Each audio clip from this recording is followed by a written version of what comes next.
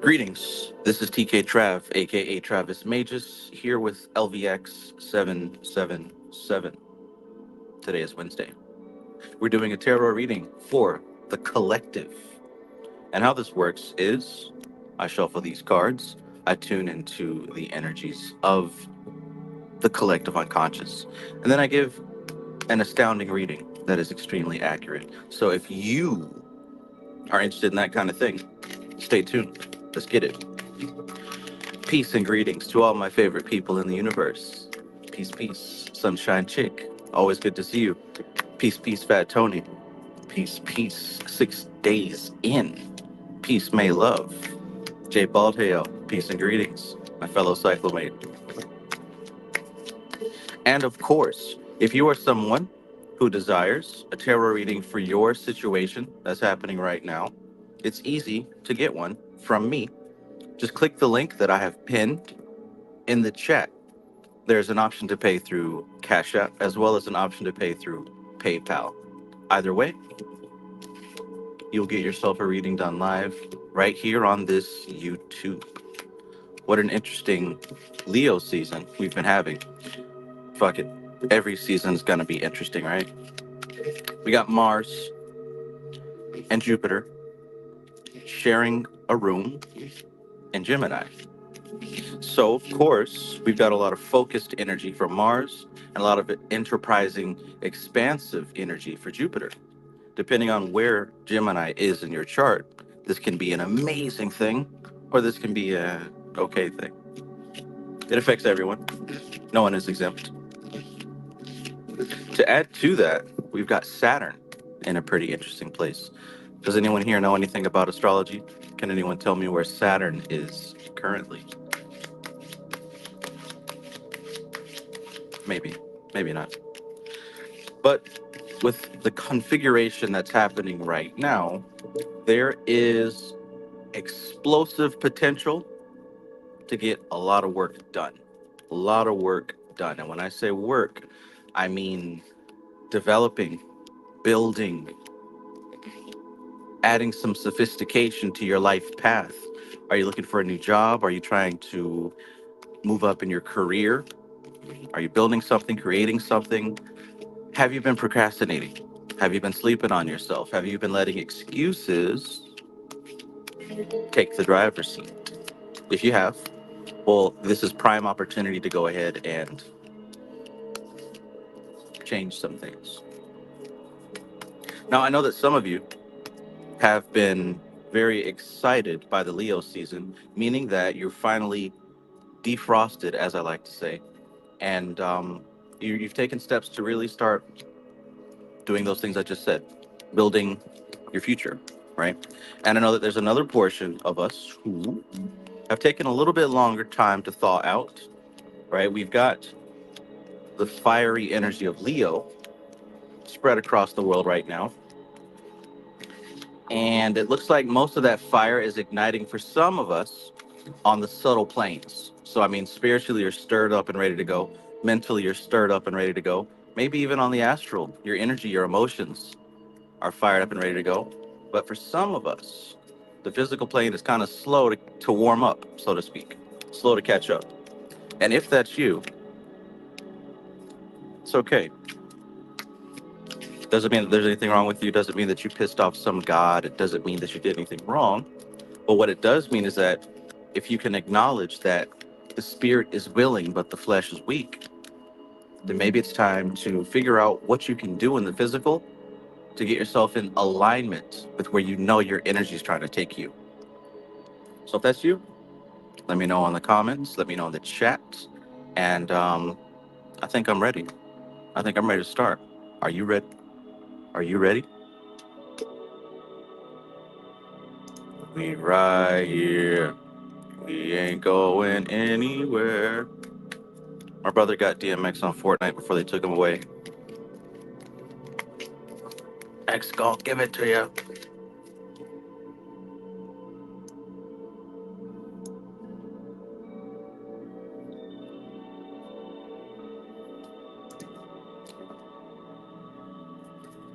Dominique, enter the Johnson.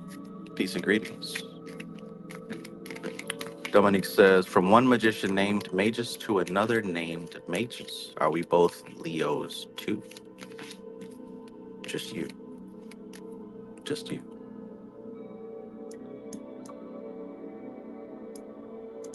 Thank you, Ardquark. Specifically, I thought that you would be the one to answer that question. Ardquark says, peace, y'all. Saturn retrograde in Pisces currently. Saturn retrograde in Pisces. So think about Saturn. What does the energy of Saturn represent to you?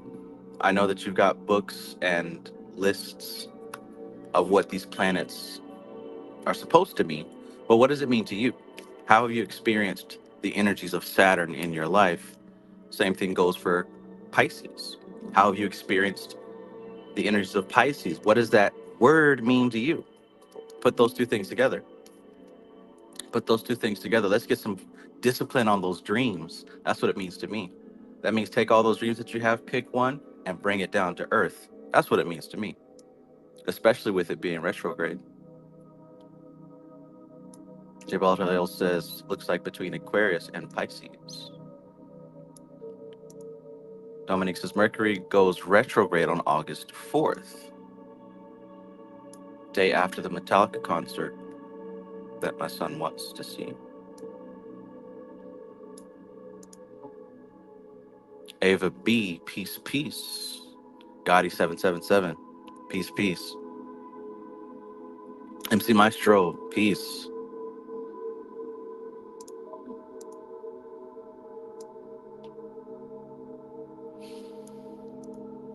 All right. 6 days in says, that's me. Just got out of New York City. Completely changed my life. Interesting. Alkalinity light. Peace and greetings. Ah, now I put two and two together. Supremacy McCoy. I get it. I get it. Yeah. Kevin Wise. Peace and greetings, my bro. All right. All right. Let's go. Let's go. Let's get ready. Let's begin. Fancy, fancy. Got the camera set up. Can you see it? It's not showing up on my screen. There it is. Extra laggy. Lame. Is it lagging on you guys' end too?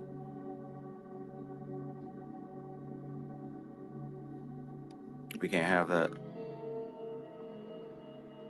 I can't go for that. No. No can do. Can't go for that.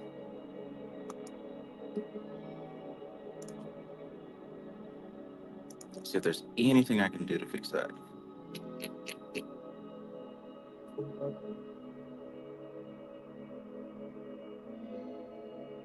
All right, and remember something else, right? Remember that options are important, right? Your options are literally your limitations. They determine how far you can go and what you can do. The options you believe you have. If you believe that the only way to get $5,000 is to rob a bank or to sell some drugs, I know that's a really low amount to rob a bank for, isn't it? But if your brain can only fathom, well, I got to rob somebody, then that's all you're limited to. So what that means is that no one is really limited by their environment, their culture, their circumstances, none of that. You're limited by the options you believe you have. That is your matrix, my friend. So it would behoove you to upgrade your options. If you want something, it's not impossible. It's not too late. None of those things are true. What's true is there is an option of how to get it, and there's probably 200 other options. Sit down, brainstorm, figure out what's going to work for you. But feeling trapped, no more time for that. All right, so I don't think it's lagging anymore. We're just going to get started.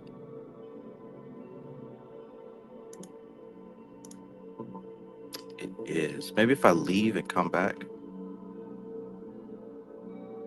Like, seriously, you guys aren't seeing a delay? Have you ever been hated or discriminated against? I have.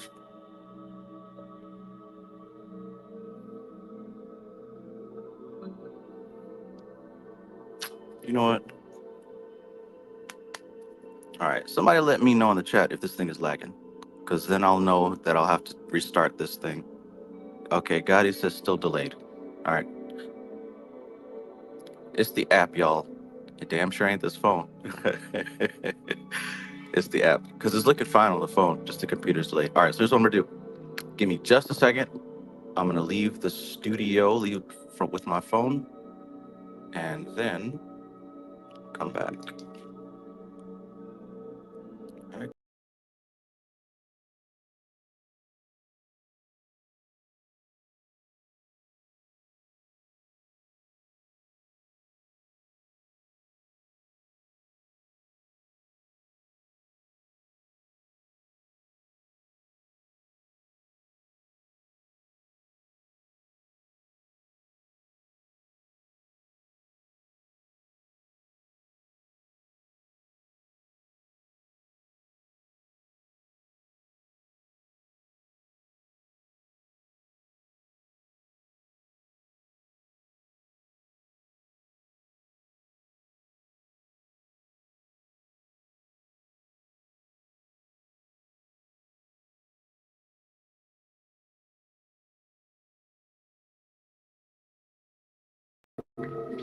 I bet you can hear me now.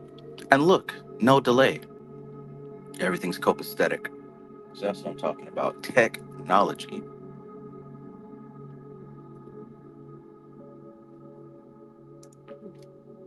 Okay, let's go.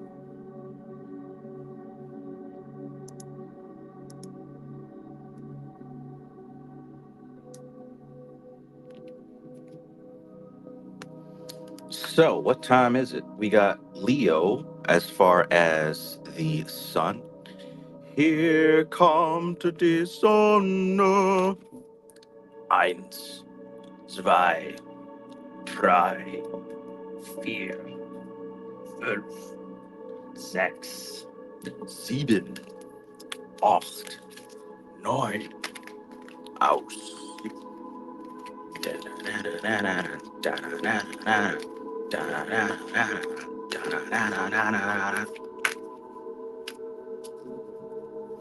Of course, nobody knows what that is.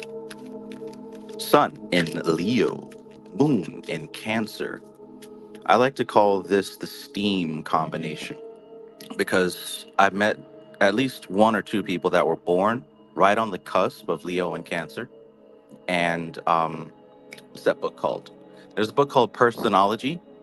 It's an extremely thick cake of a book, and it lists out each decan, right? Like every 10 days or so, and it puts you in a category of the energy that you've come into this earth with. And the Leo Cancer cusp is quite spicy. It's a very steamy combination because we've got this water hitting this fire, and it doesn't extinguish the fire. You're not going to extinguish a Leo. But what you are going to do is create a lot of steam. A lot of steam. And us mastering the science of steam has really caused us to evolve just a little bit with trains and boats and the, oh, okay. Somebody wants to be seen. Anyways, what I'm getting at, is about harnessing what you have before you. The same way that we harnessed steam to move machines around the world and move freight and make a bunch of money, you can do the exact same thing. Harness the steam. What is the fire that you cannot extinguish in your life? What is the water attempting to put it out? Can you finesse that water into strength, into something that you can use. Here we go. So to begin with, haha, of course, speaking of Leo, right? So here we go. You've got a decision to make. You've got a decision to make, and you've got to be strong enough to make it. It is time to make that decision. You've been thinking about it, you've been dreaming about it, fantasizing, weighing the options in your head, doing everything except taking action. Now, you might have analysis paralysis. You might have been looking at all the options and then kind of freeze because you don't want to pick the wrong one. Well, that's not how it works. It's not how it works. You don't. Okay, so here it is. The success is made in the refinement. In other words, you make the decision, you go out and do the thing, and it's going to be imperfect. It's supposed to. But just because you go from A to Z and finish the thing, it's not actually finished. You go back over it and you add another layer of paint. You go back over it and add another coat of paint, right? Just like writing a book. You're not finished writing a book when you first jump on the computer, type it all out and hit the last word. You don't send it to Amazon after that. No. You write, after you finish, you go back and you add another layer to it. You go back through it, you add some more, you take some things away. You keep going back over it, keep going back over it, then it becomes perfect. So look, you're not going to find the perfect option. Pick the one that inspires you, that gives you that energy, that steam, that hot fire that can't be put out. Pick the one that fuels you. Do it, right? Do it imperfectly. Make it look plain, whatever. Do just get it done. That's the thing. And once you get it done, you go back over it, right? But you've got to have the strength to choose and stop being. I don't know if you're scared. I don't know if you feel like you need more data. I don't know if you're waiting for the right time. Whatever it is that is stalling you from making this decision, it's actually a manifestation of a weakness. For whatever reason you feel you're not ready, you're not good enough, you're not whatever. It's time to do it. It's time to do it, right? Because look, you're gonna be a student. You're gonna be a beginner. You're gonna be starting from ground zero. Where else are you gonna start from? Right? Where else are you gonna start from? Society ejects. Peace, my God. Peace. Been a while. So look, here's what we have so far. There is a decision to be made. This is the Two of Swords, so we're dealing with the moon in Libra. We're dealing with the moon in Libra. So what that means is that the moon is always changing. It has four phases, but the beautiful thing about her is that her changes are on a cycle. You know when it's going to be full, you know when it's going to be new, you know when it's going to be waxing and waning. So what that means is pay attention to the timing, pay attention to the pattern, to the rhythm, right? Because we're talking about the moon in Libra, the rhythm of the scales. All of your options, most of them are probably great. But the thing is, what makes sense for right now? The rhythm, right? What makes sense for right now? What fits in this current stage of your life right now, right? Looking at your resources, looking at your network, looking at everything in your life right now. Which one of those decisions makes sense? The strength, of course, represents Leo, like literally. Pick what makes sense, step out and do it. Whatever fears that are stopping you, holding you back, making you feel like you're not ready, have the strength to do it anyway. You make yourself ready. You're not going to be ready. You're going to make yourself ready.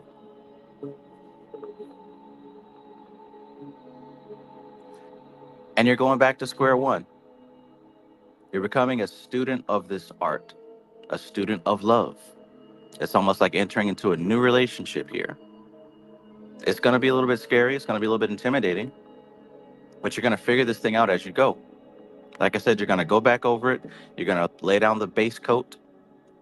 Then you're going to go back over and lay another coat down, then another coat down, and you're going to keep polishing it until it becomes perfect.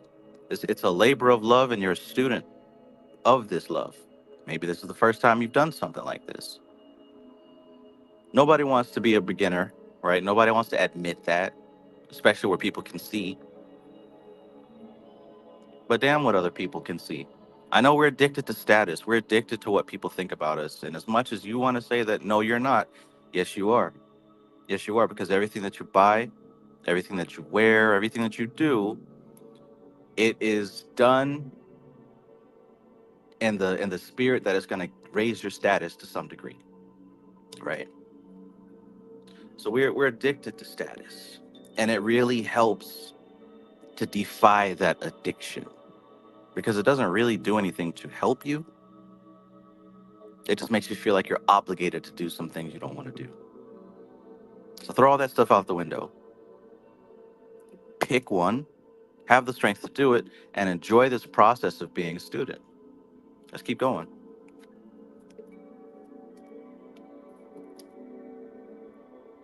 Let's keep going.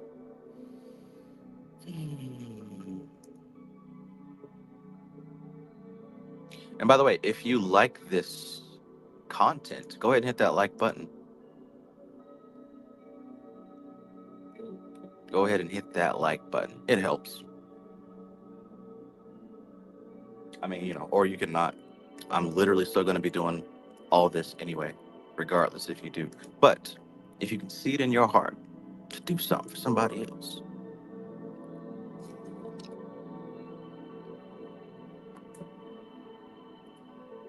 Brother Connolly, 6 days in says being a beginner sucks, especially when you see people succeeding at what you're trying to do.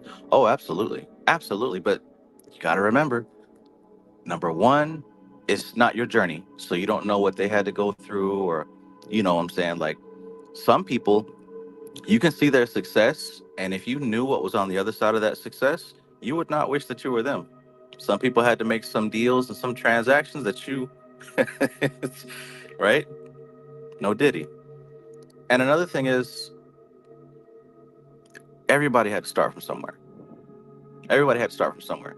And if you pay attention, time is going by extremely fast. You might as well get started now and let that time pass, right?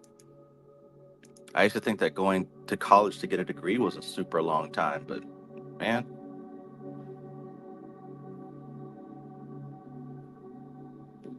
but yeah, I completely get it. It can almost make you not want to do it. But this is why you have to have a strong why, a strong reason as to why you're doing what you're doing. That strong why is going to overcome any objection that you throw at yourself. Why, right? Get down to it. Why are you choosing to start this thing, to do this thing? Like, what's behind this? Why do it at all? That why has to be powerful. And I'll give you a hack. For some people, the why hits harder when it's for someone else, right? If I'm at a low point and I'm like down and out, right? I got a negative bank account, ain't got nothing. You know what I'm saying? If I'm like broke down bad like that, I'll go without eating. Like, I'll go without the stuff that I need. But you know what I'm saying? I have a kid, right? So for me, it's like, all right, I'll suffer, but I'm damn sure not going to let my son suffer. I'll do some things. I'll do whatever has to be done to make sure that my son is going to eat. So likewise, you got to make sure that your why is stronger than any excuse, objection, or obstacle you got. And a hack here is that if you can make your why linked to helping someone else, for some people, that's more motivating. All right, let's keep going though.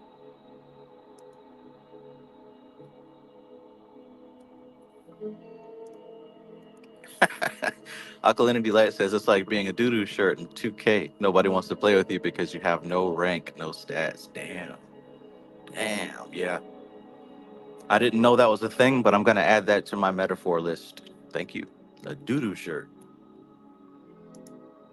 James Jeremiah. Peace, peace. Oh, we. Yo. Okay, so what do we have here next? The Fool. The Fool. Excellent. Excellent. Right? all of the options, all of the choices, all the surprises, all of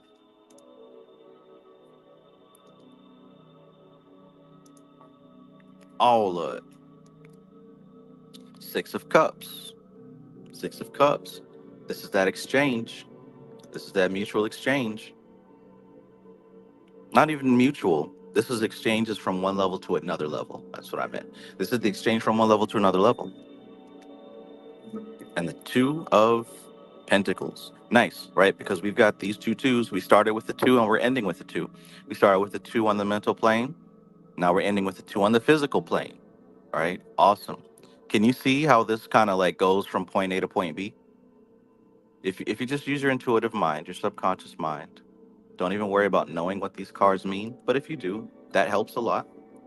And if you don't, just look how I'll do it like this. Look at how these things tell a story, right? Show you how to read some cards here.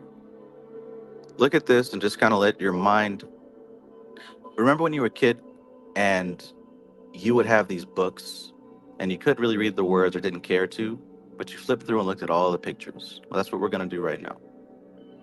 So here we've got this person seated, holding these two swords crossed, moon in the background, still waters of a lake behind her, and the far distance, plain country.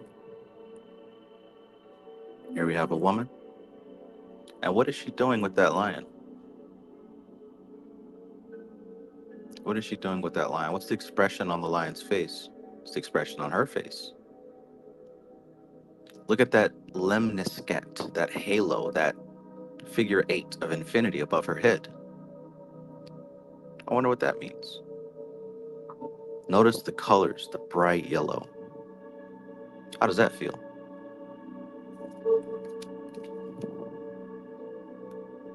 Next, we've got this young man. The waters are a bit more active here, a little bit more turbulent, more wavy. And he's holding this cup with this fish. What is the relationship between the man and the fish? Look at his posture.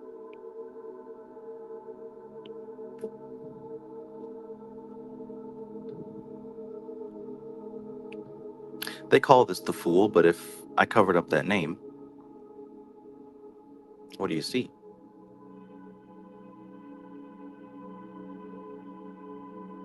Are those waves crashing in the back, or are those jagged mountains? Where's he going? What's he doing? What's up with that dog? Look at the alignment of that bright sun behind him, or her.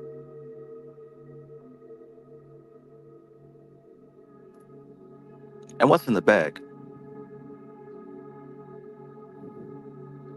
Is he getting to the bag, or does he already have it? What do you have here? What do you see here?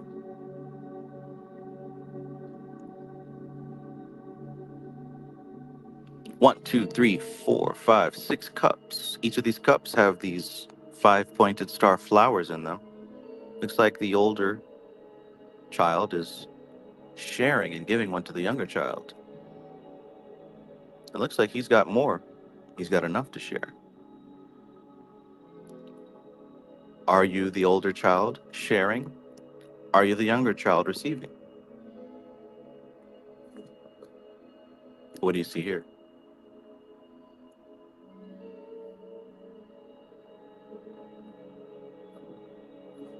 Just like what we noticed before with the Page of Cups, the waters are a bit wavy here.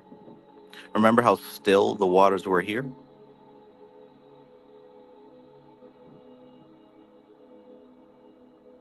All right, so if you look at that, you can take it, you can get your own interpretation of what's happening here. So look, options. That's the big thing I've been talking about. Options. What are your options? Literally whatever the hell you want to do. You are not limited. You think you are, right? You might turn off this video and say, "Yeah, Trav, that sounds good, but I know I only got this option." Well, I challenge you to sit back and think about it just a little bit more, because maybe, just maybe, there are other options. Now, you might not have figured out how to get there, which is fine. That's where the fun part comes in. That's where you start using your magic and all that stuff you talk about. But before you can use your magic and manifest and all that other stuff, you got to know where you want to go. Because you can go anywhere, really and truly. Really and truly. Right? So, with that being said, you can either be expecting a little bit of assistance here from someone who's already on the vibration you're trying to get to, or you can expect that it's time for you to share. It's time for you to share because look, here's one thing I've learned. You can gather and accumulate skills up to a certain point before you reach a level where you cannot go any further unless you teach, unless you share, unless you help. There's a certain point where you cannot go any further. You have to share what you have because you've learned all the lessons from solo research. Now it's time to help other people get to that point. Then you start learning a whole new dynamic. So, with you having all these options available to you now, recognize if you're in that position where you know that you've got some help on the way, and this is not your savior, they're not going to fix everything, but they're going to make this manifestation of yours a little bit easier. Either that, or you're at that level where it's time to help somebody else get to where you're at. And that it doesn't have to be like, oh, well, I own a house and a car, I got to help somebody else get there. It could be something as simple as teaching somebody how to, I don't know, how to cook or how to make a YouTube channel or something. I don't know. You know.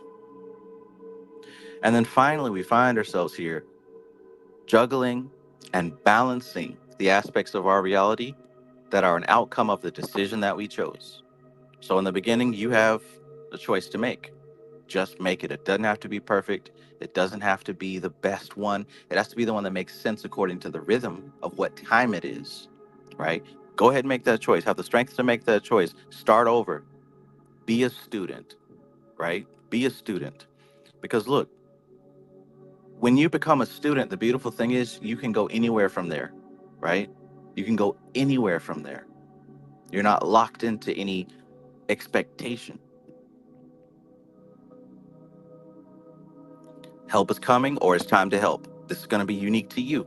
Help is coming or it's time to help. This is going to be unique to you. And at the end of the day,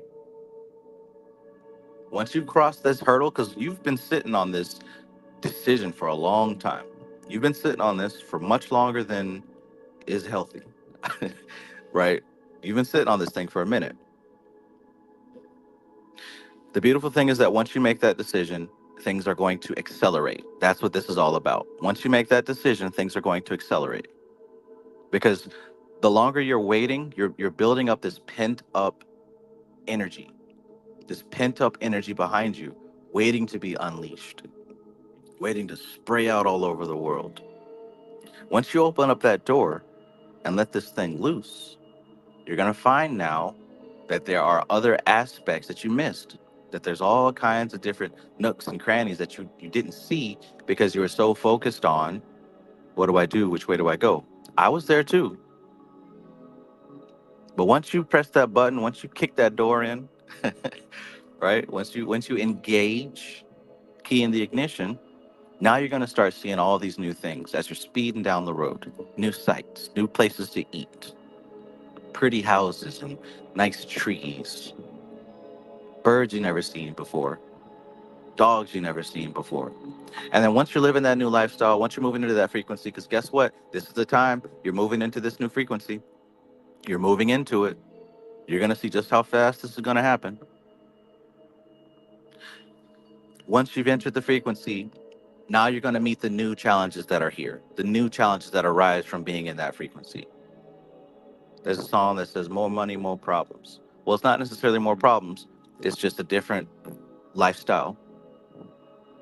Because everybody talks about manifestation, right? And it's easy to sell that dream of, oh, I'll show you how to manifest, right? But you got to understand, you do this all the time. You already manifest all the time. That's how you got to where the fuck you're at right now. But you got to understand what you're working with. The trick to manifestation and the key to that whole thing of how to manifest, it's about understanding what it is, what you're doing in the first place. Desire is a middleman.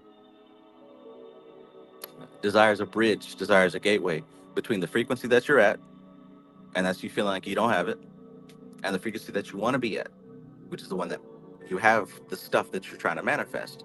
These are two different frequencies. These are not, they're not things on earth. You're not trying to manifest a car. You're not trying to manifest a cyber truck from Tesla. You're not trying to manifest a certain amount of money. You're not trying to manifest some person to bump uglies with or to do business with. You're not trying to manifest those things. You're trying to manifest the frequency of what it's like to live there, right? Because once you get the Tesla Cybertruck and the amount of money and the person or persons to bump uglies with, now you're living in a whole new frequency. So the real trick, the real secret is to go into that frequency. Ain't nothing stopping you. That's what this Fool card is all about. When I said that all the options are in front of you, you have them, that's what this means right here. So go into that frequency already. Lock it in. Stay there. That's how you manifest.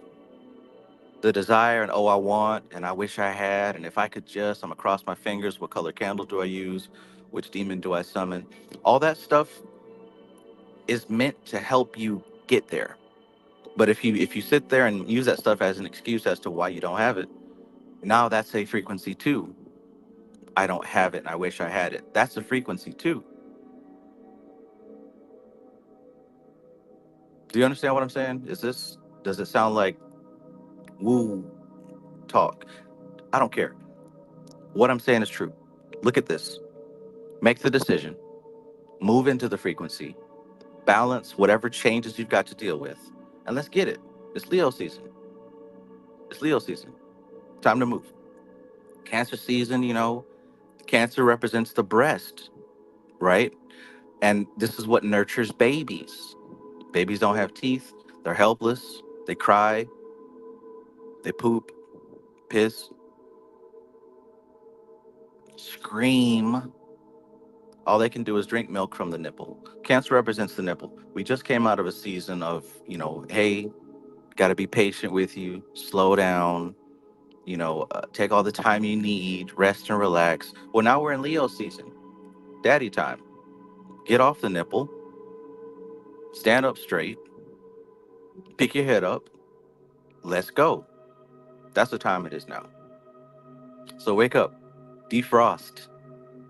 If the fire is burning in the spiritual plane and you feel it, if the fire is burning in the mental plane and you feel it, if it's burning in the astral plane and you feel it, it's your duty to ignite the physical plane.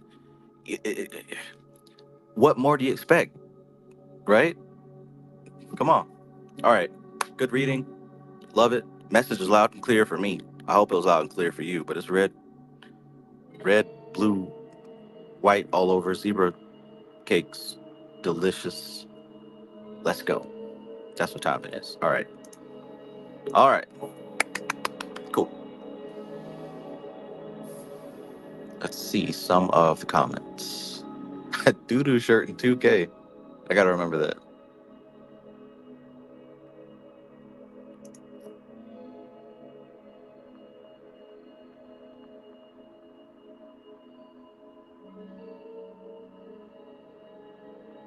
All right, cool. And look, as we continue, because I don't know if you just stay for the collective reading or if you stay for other people's readings too, but as we continue, do the same thing. Look at these cards. Look at the images. Think about the emotions they convey. Think about the situations that are happening and your interpretation of those situations. Right? Because we could go infinitely deep. The pentacles represent actual physical, tangible, material stuff. Those waves are turbulent. This ain't necessarily an easy place to be, but wouldn't you rather be juggling the obstacles of managing $2 million versus juggling the obstacles of managing living paycheck to paycheck, right? Wouldn't you rather be managing one over the other? Wouldn't you rather be saying, damn, what am I going to eat today versus am I going to eat today? Wouldn't you rather be juggling which car am I going to drive to work versus who can I call to give me a ride for free? You know what I'm saying? Like,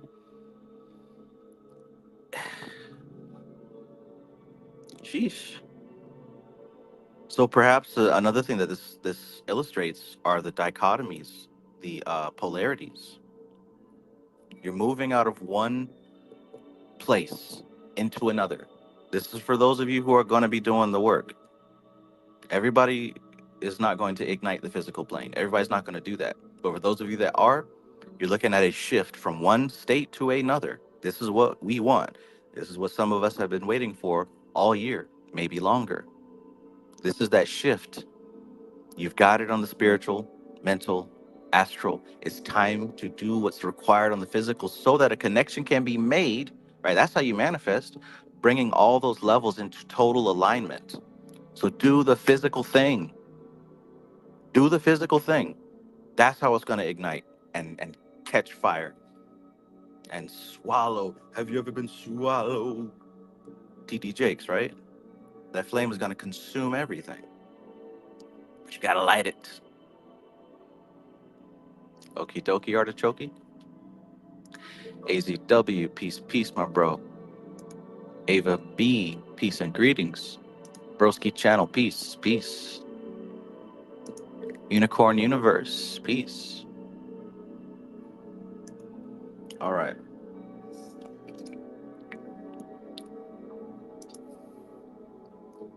Nice, nice. James Jeremiah says you hit the nail right on the head.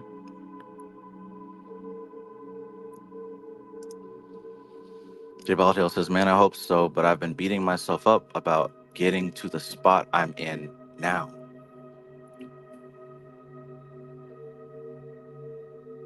Getting to the spot I'm in now.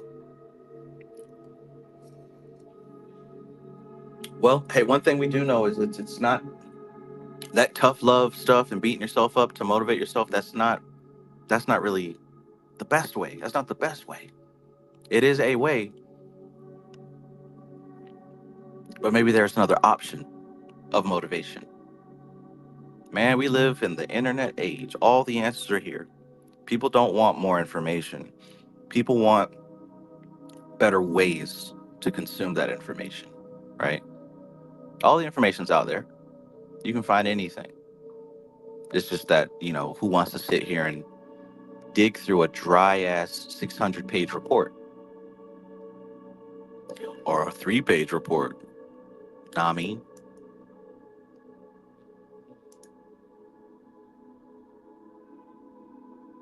I'm going Green Goblin mode. Man, I got to be careful with that song. I program so much into that song, I go into a completely different state. I better stop singing it before it kicks in. Matthew Watson, peace and greetings. Anna Molly, good to see you. Good to see you, lovely person. Okay, so check it out. We've got a few individual readings, right? A few personal individual readings that we're going to get to. So let me see. And by the way, if you would like a reading, go to the link that's pinned to the top of the comments.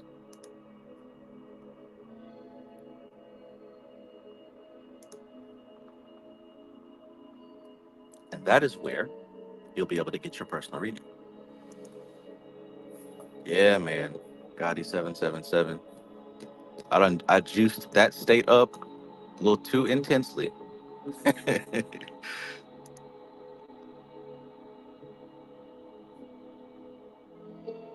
All right, so let me make a list of who and what order we are doing these readings.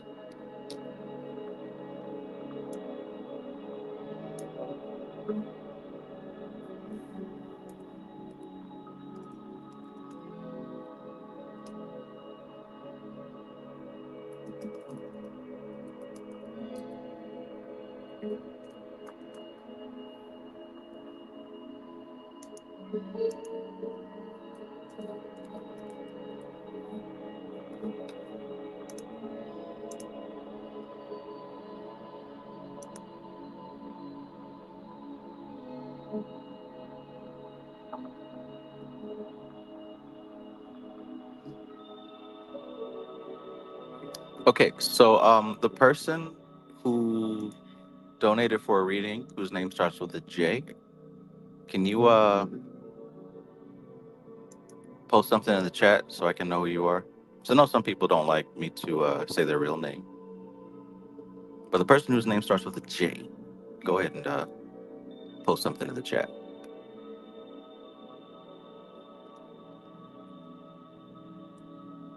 Green Goblin mode.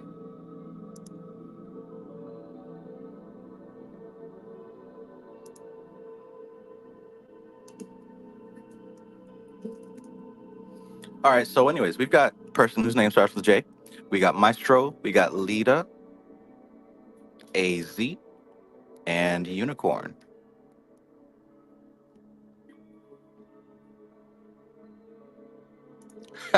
Let the Green Goblin rise. I might. Dang. Believe it or not, people used to call me Green Goblin as a kid. I used to be so mad. Dang. Yeah, man. My brother, when we were little, sheesh, I didn't realize the impact of it. I think we all forgot, but he seriously needed some treatment. He had some issue going on with his blood or something. I don't even remember. But he could have died. So my dad had to donate blood to him or something. Anyways, he had to take some medication and it turned his teeth green. So we used to call him Greeny Green, Green Bean, String Bean. We were some mean ass kids, man. Mean ass kids. Me and my brothers. You just unlocked a core memory, as they say. All right, there we go. I wonder if he remembers that. I wonder if I can bring it up without being traumatizing. Guys, I love psychology so much. I love knowing the secrets of how people's minds work. Like, it's really freaking cool. Like, it's literally the choice of words that you use and the choice of metaphors, the choice of symbols. If you learn to use those things skillfully and artfully, you can have a profound impact on somebody. Like, and it doesn't matter. Like, you could do it to me. You know what I'm saying? Like, anybody can get it, as the young folks say. I think it's beautiful, honestly. I love it. I'm obsessed. The right words, the right images, and learning how to manage focus and attention, you can change the world. I mean, hell, isn't that what your politicians are doing and your musicians and everything? Like, it's all about words and images and steering someone's attention.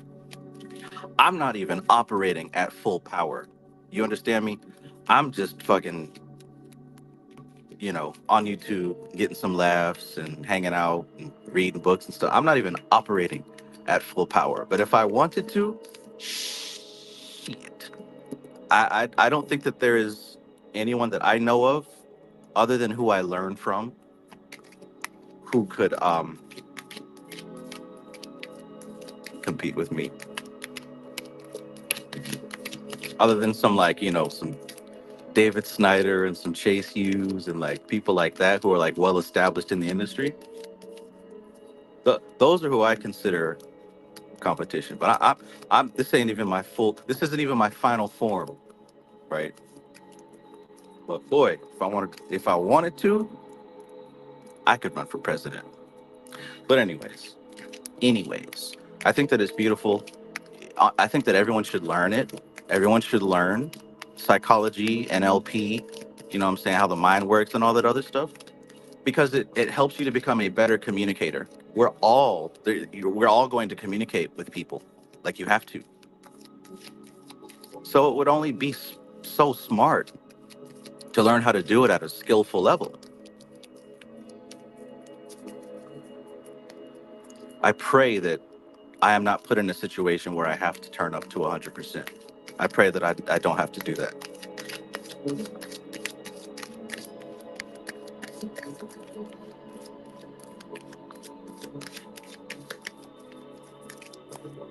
I know how to do some Manchurian candidate shit. Some install. Let me stop. All right, first we got Jakari. All right, so Gemini Moon. What is your sun and rising? If you'd like to give, if not, that's fine. We're gonna start with you.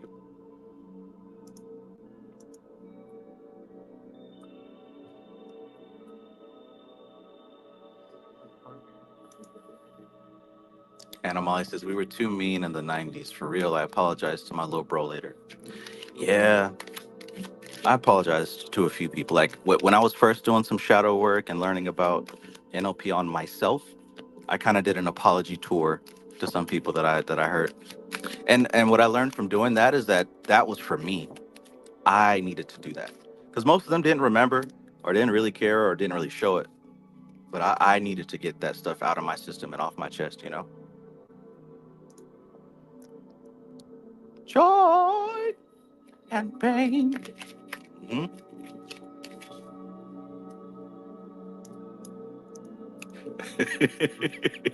Anybody can get it.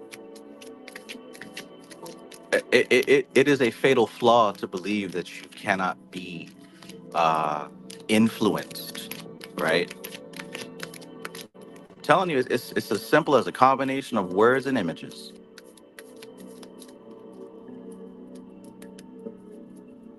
That's why it's so helpful to always be aware of your thoughts, and you know what I'm saying, like, because anybody has an off day.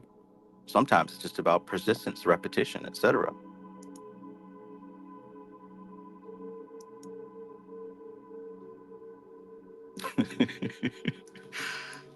Okay, Libra Sun, Scorpio rising. Libra Sun, Scorpio rising.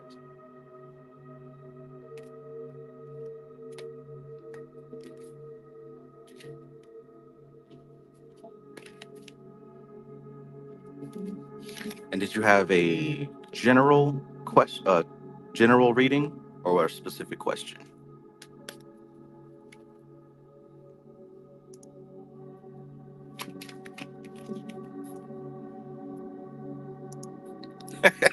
Your NLP is rated E for everyone.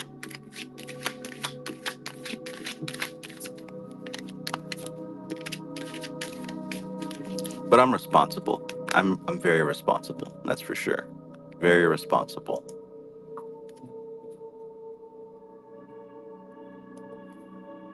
Do not upset the balance unless you are prepared to deal with putting it back. Or I should say, don't change something you can't put back. You know what I'm trying to say. If you can't fix it, don't break it.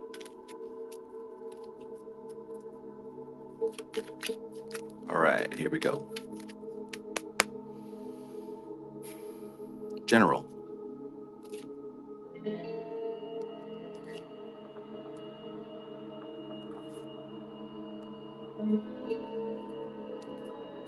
Nice. I'm a Gemini moon as well. Double air.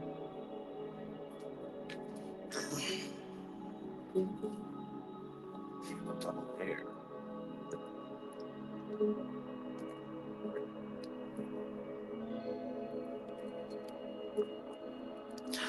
The world. Speaking of graduations. Aha. Nothing like golf, is it, my boy? Two of Pentacles. Ah. Five of Pentacles. Okay, so look, graduation time. You are one of those who's crossed over to a new level. You are one of those who has at least come to a new level of understanding, a new level of interpretation. Something's changed in how you see the world. Because really that's what graduation is. It's a ritual ceremony that determines in your mind that you are no longer the person you were before. You are now somebody new. Your role in life has changed. Your identity has changed. Really, that's what graduation is. And that's what this card represents. You've passed out of one phase into another phase. Now they only say congratulations, right? So when we're looking at the world card, We're seeing a shift as far as acknowledging and realizing you are not the same person that you were. So, like what I said in the general reading, more money, more problems, right? Every frequency, every lifestyle has its own challenges, its own balances, its own things that need to be weighed. In fact, this card is represented by Jupiter and Capricorn. You could see that as an expansion of work, more work.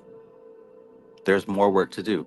So just because you crossed the finish line for one race, that doesn't mean that it's over. There is now more work to do. There is a new race, a new race. And that's not a bad thing. It's not a good thing either. It's just an acknowledgement that the balances have changed. Okay. Now, first thing that comes to mind, I always say when I pull this card is something or someone is getting left in the cold. Something or someone has been shut out. They may or may not understand why. They may not care, but something has been left behind, and that something knows it and feels it, or either you know it, you feel it. There's been a separation, a cutting, right? We talk about five, makes me think of Gibera, Mars, the sword, right? Um, in the Ladder of Lights, Camael is described as the angel of this Sephiroth.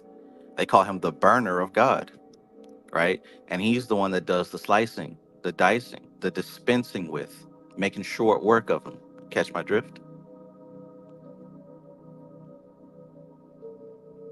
So the five, the sword, the slicing, the five of pentacles is represented by Mercury in Taurus. So look, there's a lot of changes going on in the mind, new thoughts, maybe new responsibilities. You're in a new place.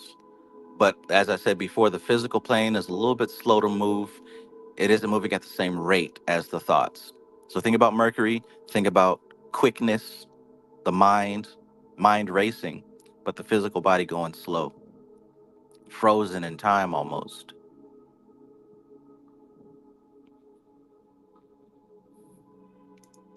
J. Ball Hale says five of discs, worry in the Thoth deck. Worry, right? That would be great, right? Because we've got these thoughts spinning around, going faster than the actual physical plane. If that's the case for you, perhaps it's time to acknowledge that, start to slow those thoughts down. All right. Okay, so far we got right on target. Louis, peace, peace.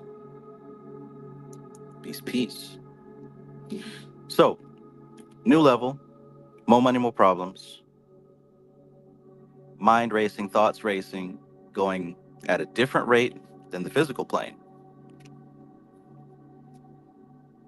And I guess, okay, I guess we could translate that in English to, let's say, for example, you are somebody who's, let's say, graduate high school or even graduate college, right? It's exciting. There's a lot of anticipation that came with that. It was awesome and great. Now that it's over, the realization kicks in. What do I do now? Who am I now? Right? Once you graduate high school, that's the question we all have to ask ourselves. Who am I now? There's no more hanging out with your friends. There's no more tests and quizzes and like all that stuff you did. Like that's all gone. And you might try to hold on to your friends and hold on to the different things, but it inevitably fades away. And you're now stuck at a place where you have to redefine yourself. That's what this card means. Graduation. From now on, that's what this card means to me. You've graduated, and that means you have to redefine who you are. Peace, J. Baldale. Have a good evening. It means you have to completely reconstruct who you are. That I would say is definitely cause for worry. Let's see what the other three cards have to say. Investments and deals, investments and deals. And look who makes a comeback. All right. So, so here's what we have: the Seven of Pentacles. Seven of Pentacles represents Saturn in Taurus. So here we've got Mercury in Taurus. Now we've got Saturn in Taurus. Now, Saturn, right? We can talk about the discipline and the structure and doing what needs to be done, regardless of anything else. Regardless of anything else. So what we see here is the fruit of hard work. The fruit, like these plants, the crops that are being yielded here, they didn't just spring up out of nowhere. This was the result of planning and effort, making a decision and putting in the work, right? Doing the work. This is a result of that. And he's looking on his crops, looking on the result of what he's done, seeing the fruits of his labor. So we could think about Taurus. Taurus, the bull, is known for being productive, known for doing what needs to be done diligently, repeatedly, consistently. Saturn pairs up so perfectly with that. This is the do the work card for sure. This is the do the work card for sure,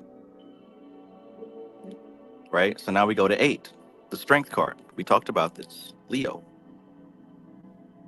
Leo, having an understanding.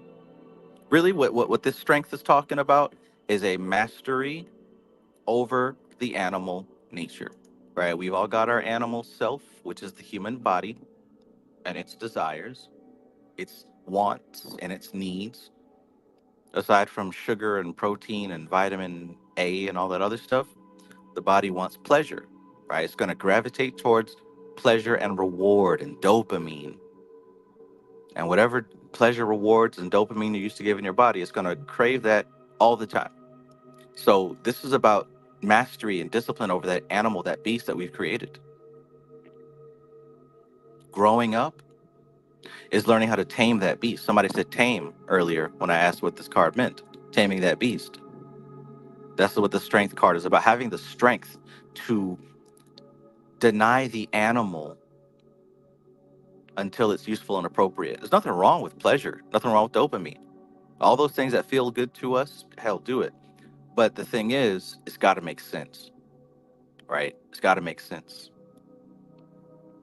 So, hard work, consistency, discipline, self mastery here.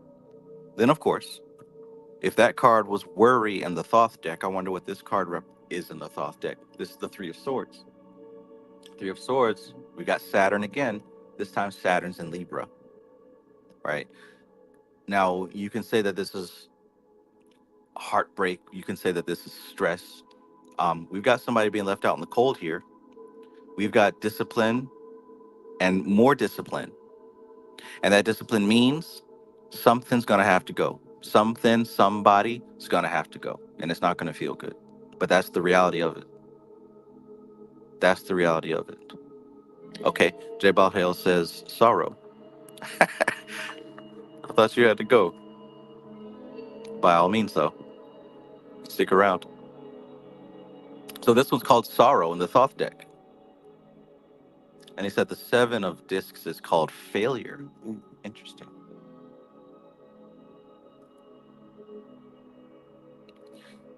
So with this Saturn in Libra, we're talking about Libra, the scales balancing. Saturn, again, discipline. And sometimes that discipline means something's going to have to be left behind. If you're trying to get a super fit body, there are certain foods and other things that you can put in yourself that you're going to have to leave behind completely, right? No more 12 honey buns for breakfast, right? That kind of thing. All right. So essentially, here's what it is. You've found yourself in a new place. You've got new decisions. And the rest of these cards are all about discipline. In order for you to stay where you're at and to go further where you're trying to go, discipline is the huge message for you right here. You're going to have to learn to tame the beast of the animal self, right? You're going to have to learn to make the right decisions and right choices that feed you, that strengthen you, that grow you. You're gonna have to leave some people behind. You're gonna have to leave some things behind. You're gonna have to pay close attention to what you're planting. You're gonna have to pay close attention to your crops, or it will result in failure, right? Because here's another thing about Gardening, you have to keep up with it consistently. It's very easy to let a plant die. You stop watering it, you stop fertilizing, you stop paying attention to it, you stop singing to it, right? All those things will make it start to wilt and wither. And you work too hard to get to where you are to let this thing wilt and wither. You worked way too hard, you sacrificed too much, and more is on the line.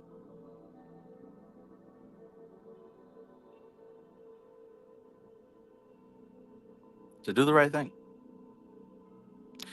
Do the right thing. Discipline. What's discipline mean to you? I want you to think about that word. Think about the definition of that word.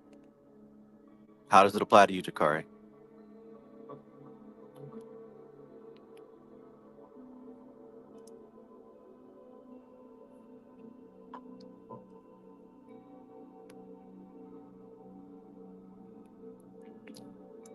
All right.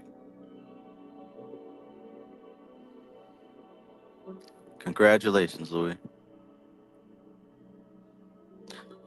Because that's a lot of letting go, right? It's more than just a person. We've got memories. We've got habits and rituals. An entire chunk of your life and your decisions. And certainly grounds for creating and planting something new. Like what I said in the first reading, the options are limitless because of all that space and freed up energy.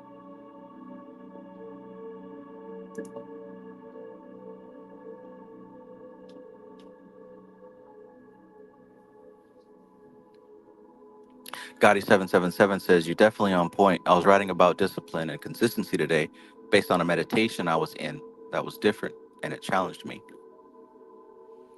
Yeah, that's what time it is. That's what time it is. I'm feeling the pressure as well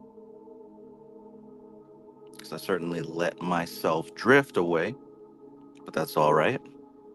Time to get back in the game. Nefrayu, peace, peace.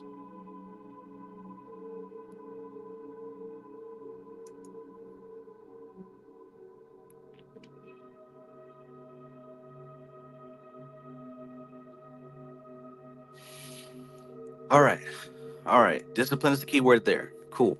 Cool, cool. So let me know if that works out for you, Jakari.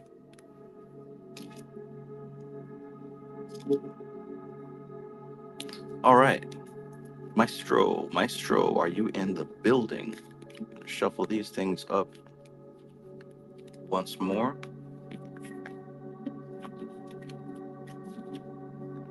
What's the difference between me and you?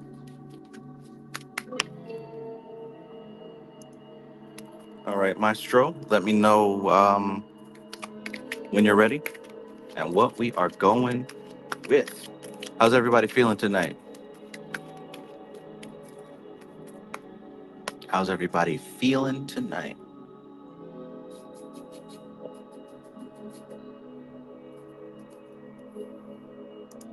Hey, look closely. What do you see? Fire from the gods.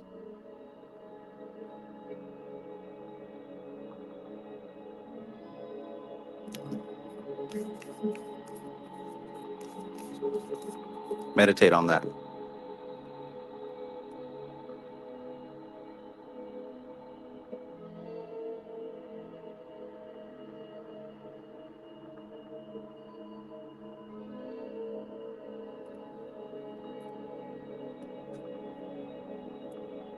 In fact, I actually did a guided meditation on this Tawa on my YouTube channel. Do you remember that? Guided meditation for invoking an Akashic elemental. You remember that? Did you do it?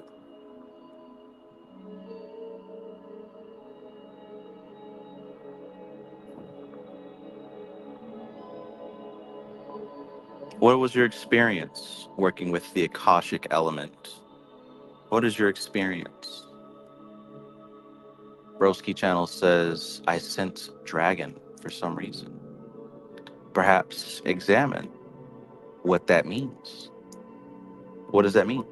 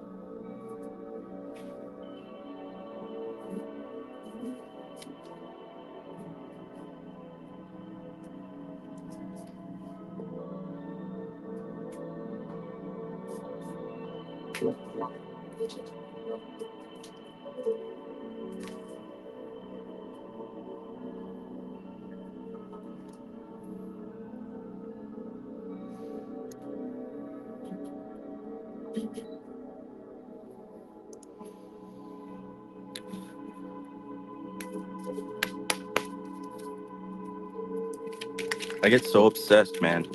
Um, right now, I'm cooking a lot of curry. Curry, it's delicious. I didn't really like it before, but for some reason, it's something snapped, and I love curry. My son loves it too, so he's okay with me cooking it every day until I perfect it. First, we were using like the pre-made curry, um, like Indian curry. First, we're using the pre-made packets, but then I was like, yo, I got to learn how to make this myself. So I started buying all the ingredients, the garam masala and the cumin and the coriander and, all that stuff. And I've been perfecting it, potato curry, chickpeas, and all that other stuff. Put eggs in it today for the first time. I really enjoy cooking. It's definitely another form of magic. I don't know what I did with this curry, but man, it put me to sleep. Me and my son. I'll have to call that one Sleepy Curry. Sleepy Curry.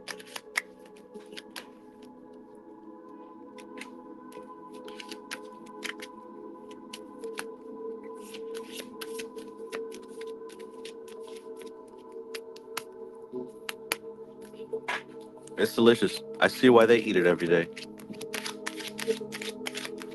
especially if you do it right with the coconut milk.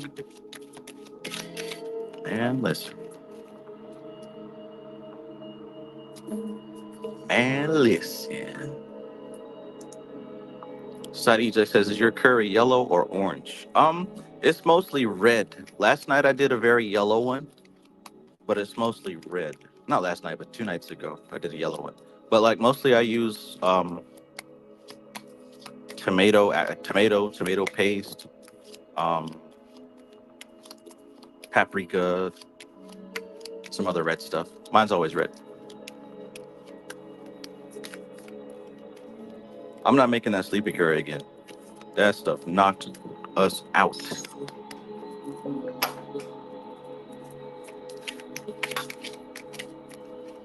All right.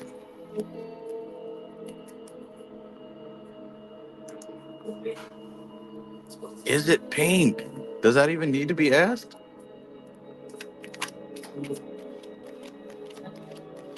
Well, I guess so. I guess so, right?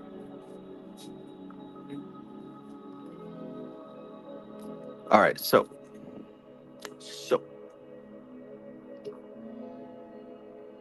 I don't even know.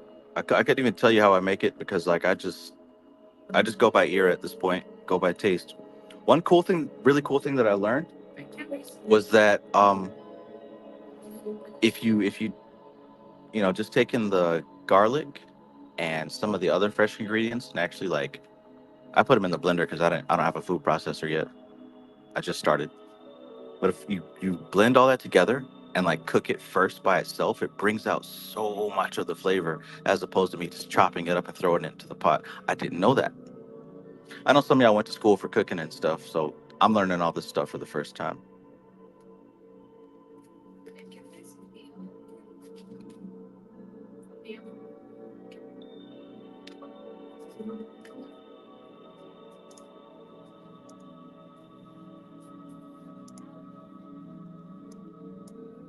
What is it?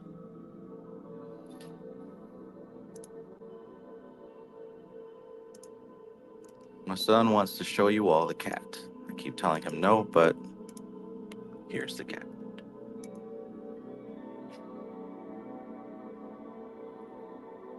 You're gonna have to get closer because that's not on the screen. I don't think he wants to be held like that. Put him down. Donovan Haley. Peace, peace.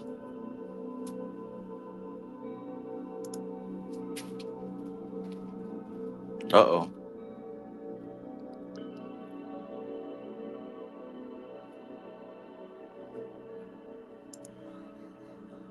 Broski channel says the taste also gets better when you let it sit for a day. Hmm. Interesting.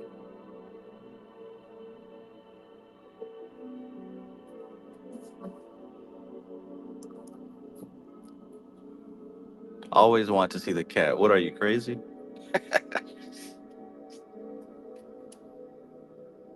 Back on Fortnite. Okay.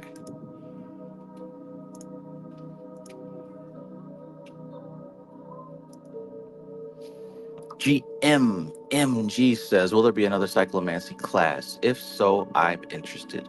I believe so, but no time soon. No time like really soon. Maybe at the end of the year.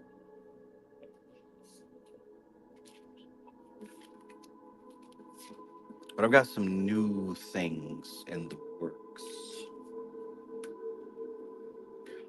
But at least the live portion like we did previously.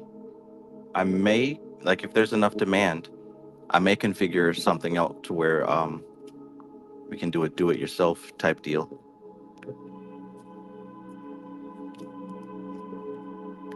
All right, so I want to know my solution for my current mental turmoil, or at least the direction. Okay.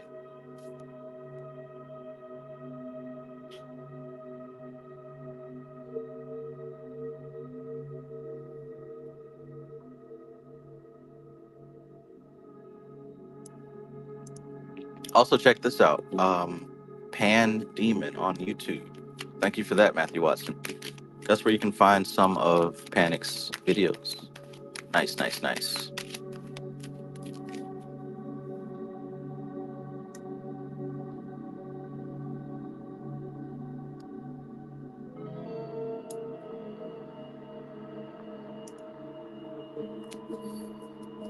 Just that Eject says, I raised a dog and I read your statement earlier about how most of the motherfucking human beings are programmed, and I can see the similarities with animals. Yes, most definitely. Most definitely. I mean, we already know what time it is, but just seeing it with your own eyes, with your own experience, is such a big difference than just reading about it or hearing about it. It's election season right now, so you're definitely going to see the intense programming at work. And I do mean intense.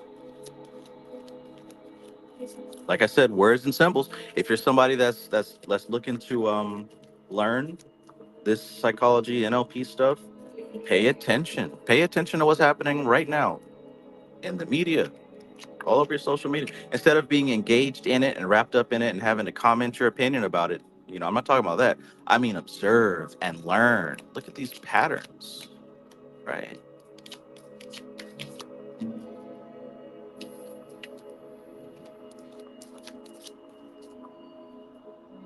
Okay, society, I got you. Got you. Let me put your name here on the list.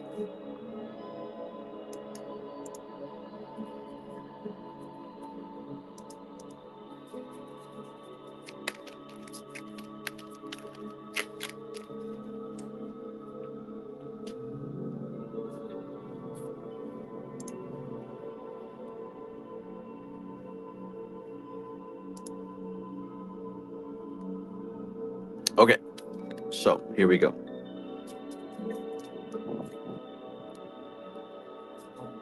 Mental turmoil. Come on, we can't have that, Maestro.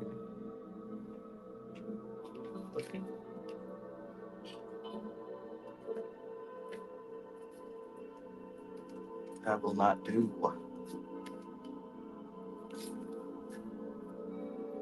Oh, I forgot. It's not Cancer season anymore. It's Leo season. All right.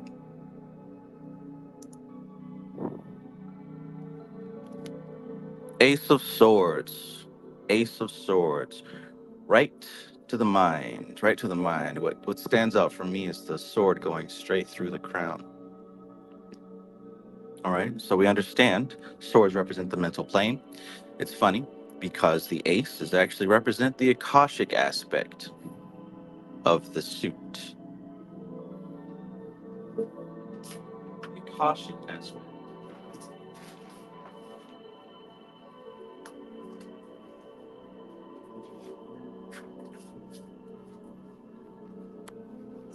So specifically,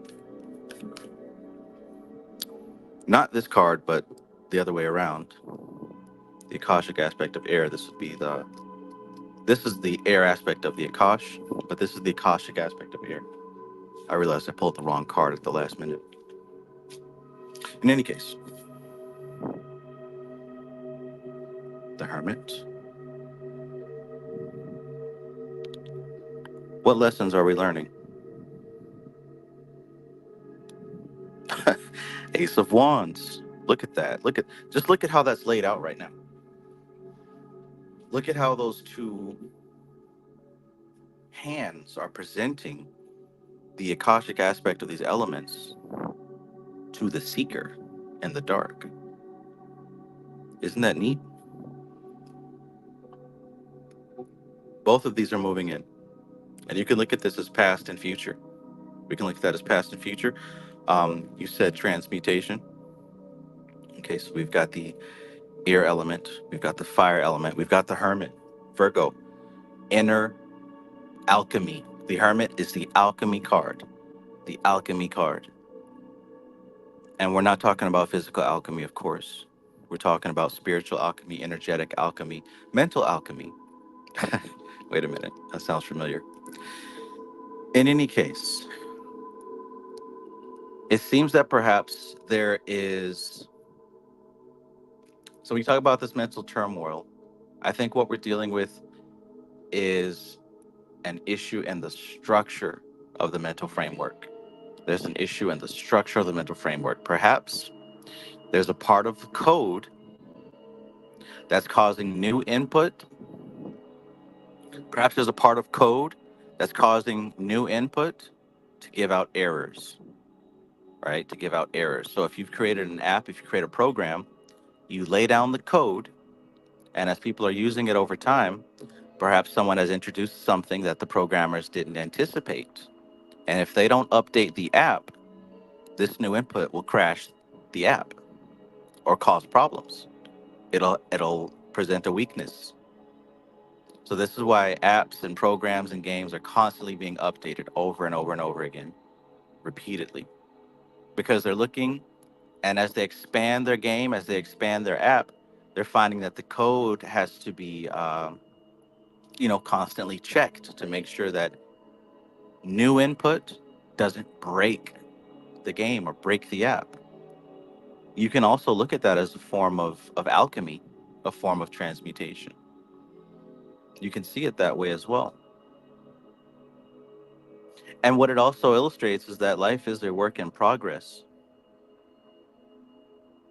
Nothing's ever complete. Everything is in progress, in process.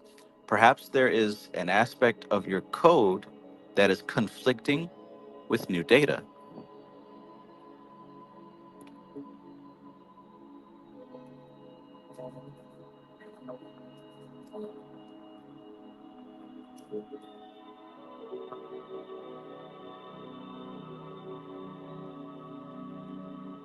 Hmm. The king lays down the plan, or I should say, sends out the idea. The queen delegates who does what in this plan. So maybe we're getting more specific as far as what aspect of code.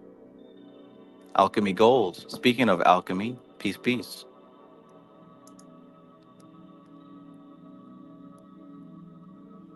Emperor. Now, what's this third card going to be? Curious. hmm I knew it would be somebody.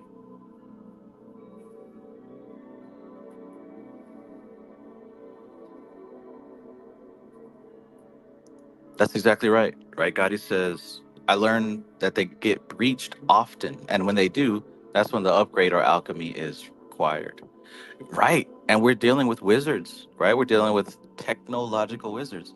And when wizards come together to build a matrix, because that's what we do, right? We build matrices for better or for worse, right? Some of us build matrices to entertain, some of us build matrices to educate. Some wizards build matrices to siphon energy from others. Left hand path, right hand path. In the same way, you've got, you could say, right hand path wizards who create a game like Call of Duty. And then you have left hand path wizards who also know coding and they attempt to hack and cheat and break the game. So, what you're witnessing is a battle between wizards and magicians. Yet, you don't really realize it. You're just enjoying the Matrix. So, what I just talked about was games, right? Or apps. But that also goes for all the matrices of life. We can see that battle of wizards happening right now with the matrix of this election cycle, right?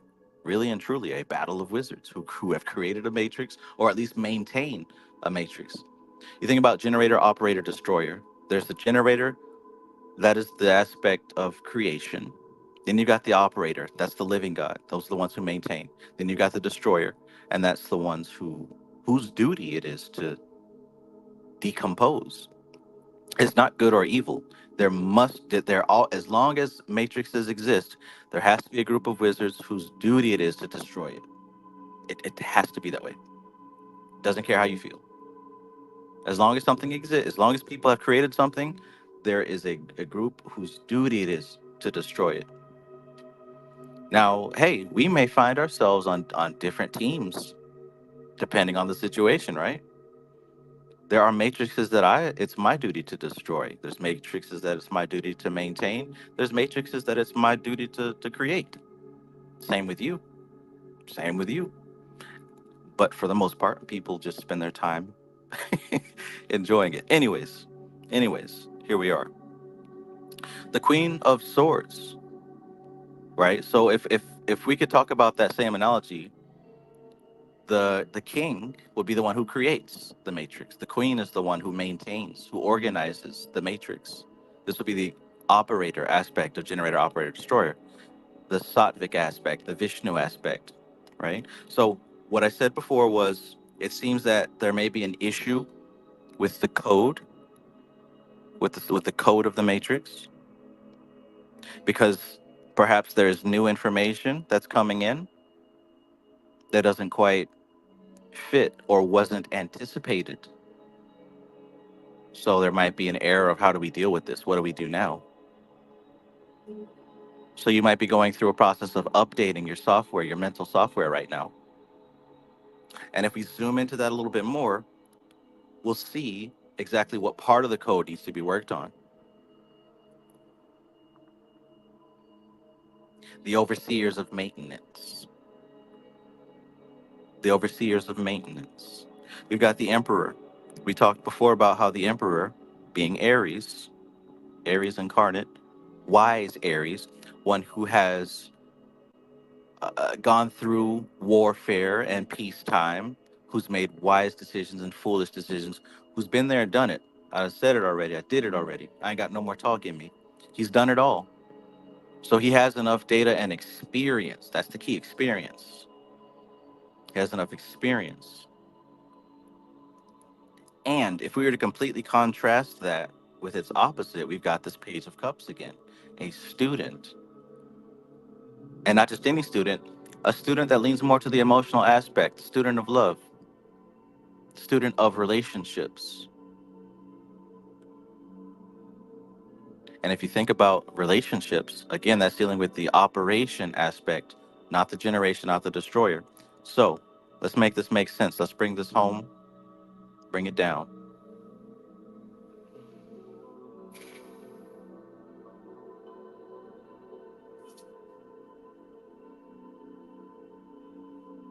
There's a bug in the system,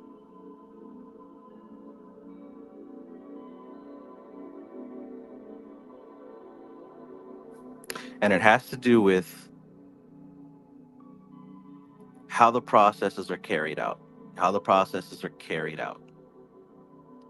It seems like there's some piece of new information that you're dealing with, and when you try to carry it out in your normal patterns of life, you're running into some kind of wall. You're running into some kind of block, and you're not seeing the options. You're not seeing the options. Perhaps you're focusing on that problem. Kind of like how a fly is trapped in the house and it keeps buzzing against the window instead of flying out of the open door that you have had open. Hell, the open door that it came in through. Perhaps you're trying to go in a direction that has worked in the past and you're being stubborn.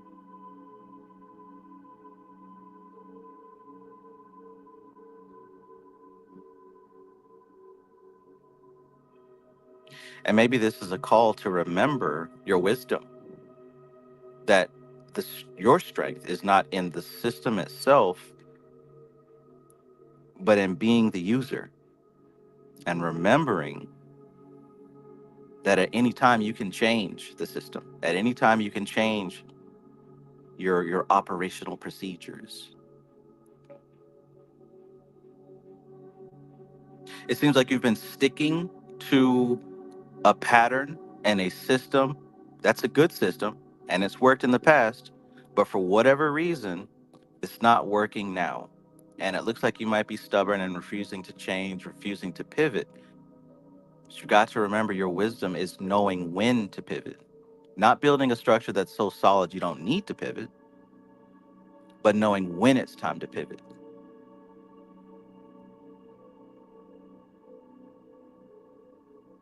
It's not that you've built a castle on sand, it's that the weather's changed. So pivoting here isn't abandoning what you've built, it's expanding it. It's expanding it. You've officially come up against a problem that you haven't dealt with before. So it makes sense that you haven't uh, built precautions for it. So now that you've got this new problem, it's time to expand and build new precautions so that when this is experienced again, you'll know exactly what to do. Let me know if that makes sense.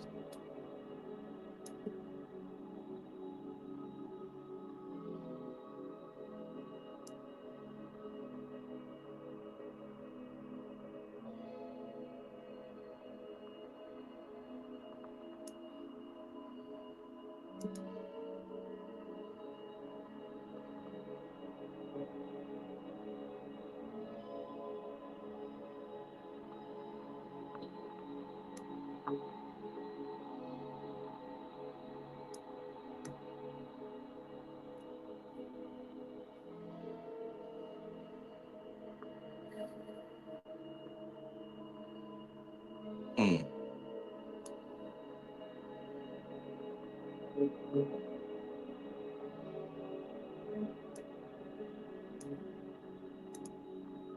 okay. Gotta re listen. Was busy. All right. Cool, cool. Well, we'll do one more. One more. Boom. Lovers. Lovers. Lovers.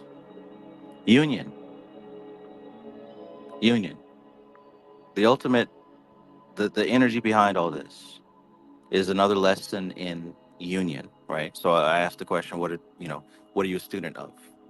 What is the lesson that's being learned right now? And I think that the lesson that's being learned right now is that you've created a solid system, you've run into a new problem that you've never faced. Doesn't mean that your system is flawed.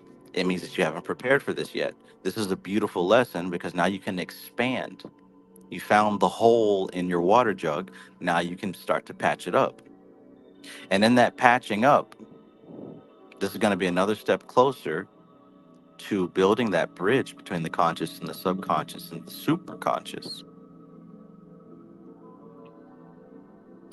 Because building that bridge between the higher self and the lower self is all about having smooth systems of thought and feeling. People who are very disconnected from their higher self and don't understand their subconscious mind, they don't have systems in place, mental systems in place. They don't have them in place to fluidly process life. They get stuck often. They run into mental strongholds often. For example, that's why I say things like useful and appropriate as opposed to is it right or is it wrong, right? Does it resonate or is it dissonant with you as opposed to good and evil? It's not good and evil. It's whether or not the thing resonates with you or if it's dissonant with you. Because if it's good for you, it might be evil for someone else. If it's evil for you, it might be good for someone else. So if you start to update your systems and make them real smooth and real clean, you're going to free up energy that you don't have to be spending, which means that this connection process between higher self, ego, and subconscious will start to get more and more streamlined. So that's what you're building. That's what we're all building. Internal software, we call it ahamkara, we call it ego. We're all building this internal software that no longer hinders us or blocks us from our higher self and our subconscious mind. We're building software that allows the communication to be smooth. That's what we're doing. Okay. All right. Okay.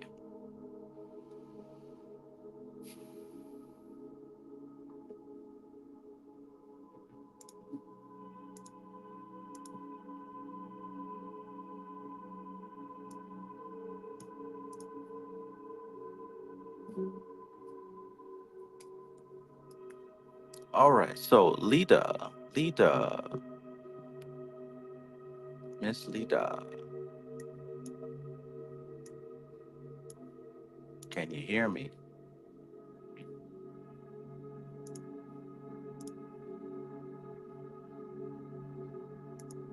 Tyrone Wesley, peace and thank you.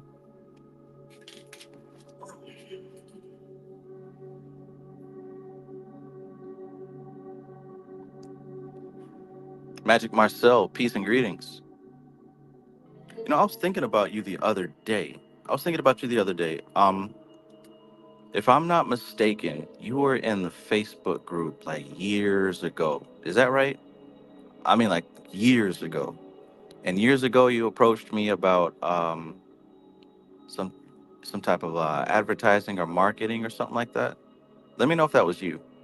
I remember Marcellus. I don't know if that was you or not.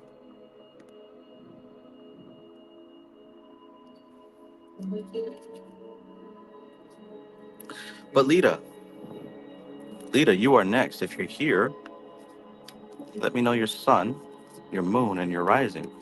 And let me know if you'd like a general reading or if you have a specific question.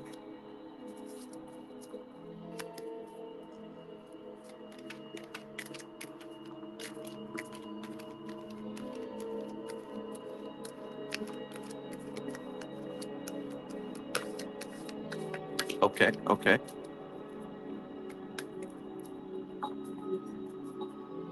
I feel like I got you by like three different names, so I gotta remember.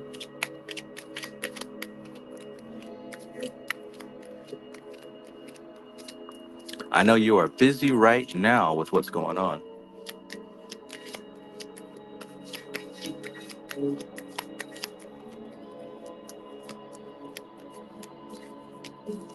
Oh, that's nice. That's nice. Okay, so Lita says donate the reading to whom you choose. Wow. Okay, well, for certain, I think I have somebody in mind. Oh, yeah. I have someone in mind for sure.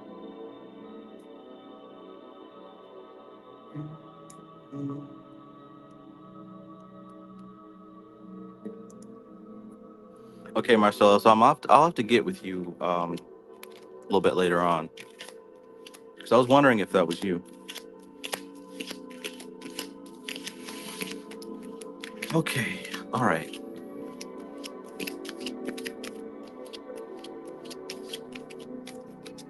How we feeling? How we feeling? How we vibing? How we doing?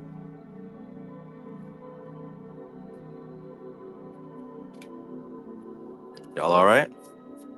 Where's the Bobby Hammett?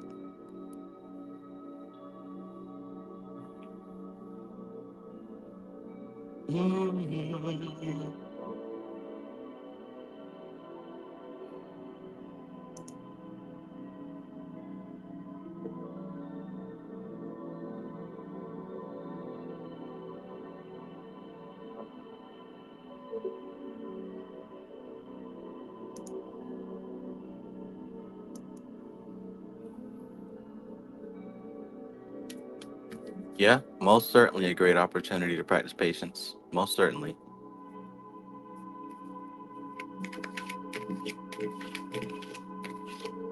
All right.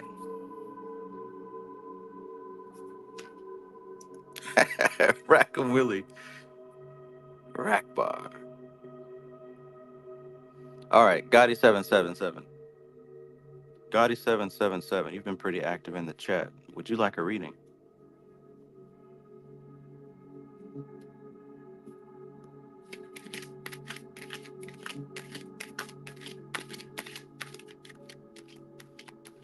Dang. Silent all of a sudden. I can't believe it. Allah. Ah, rack bar. Allah. Oh, rack bar. Rack. Rack. Rack bar. Hello. Poison ivy. Look, who here has not yet seen Rackham Willie at least 15 times?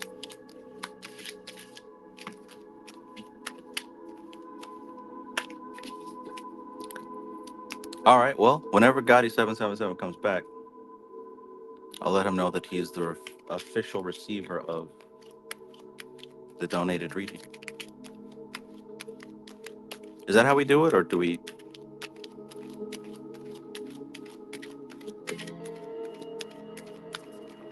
Okay, cool beans. Cool beans. All right, so great, great. All right, well, if you care to share, let me know your sun, moon, rising, and if this is a general or a specific.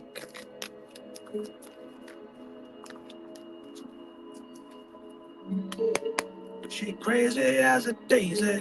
Bum, bum, bum. Oh yeah, you can ask a question. Gotti says, I'm in the kitchen cooking. Can I ask a question or would it be general? It's up to you.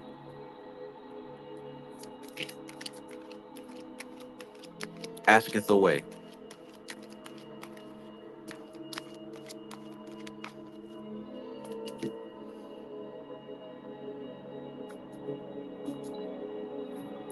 You can look, but you better not touch.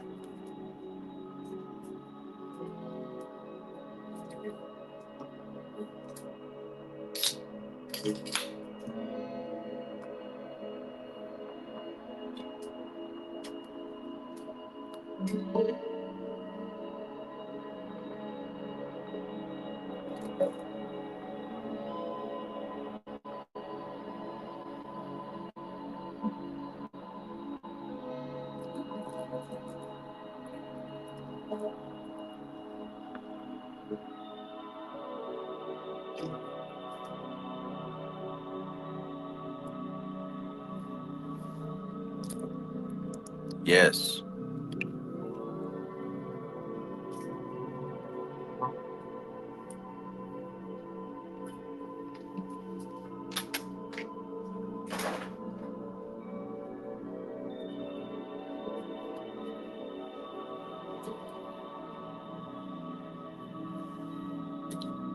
Okay, here we go. Sun, Sagittarius, rising, Sagittarius, moon.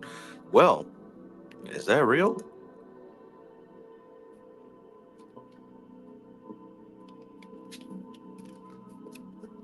I don't know if I ever heard anything like that.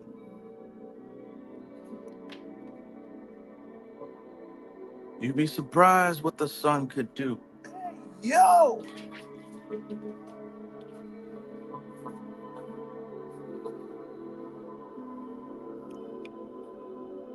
Hey, yo! I wish I knew the name of that rapper. I don't really watch freestyles, but my friend keeps playing that clip. I'll find out what it is and I'll tell you guys next time. I don't know enough information to share the joke. You'd be surprised what a gun could do. Hey, yo!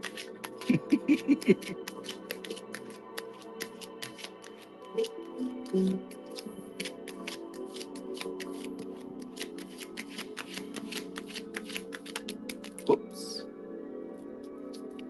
Okay, so I done quit my job and said, time to invest in self. So I'm really concerned on how to move forward or how am I moving forward? Okay.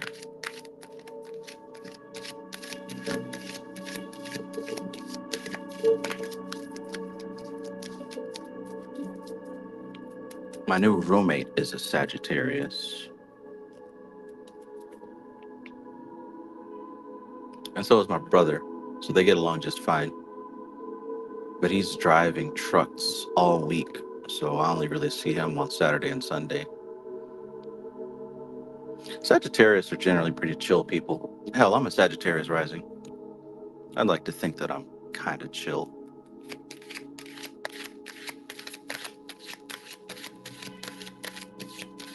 One thing I know about Sagittarius is they love to network. So you must be the networking uh, president of where you live. Sagittarius love to network. They have a natural talent for connecting people, right? Natural talent for, you know, relaying information from one thing and getting this person in touch with that person. And yeah, that's one thing. So him and my brother got together and immediately started exchanging data. All right, here we go. Sanitarium! Leave me be, be, be. I swear, never in my life. Like, I did want my son to like enjoy all types of different music. So I was thinking, okay, maybe when he turns 15 or 16, I'll introduce him to some rock and metal and stuff. Thanks to Fortnite, we can enjoy the good stuff together. All right, so here we go. Here we go. How to move forward.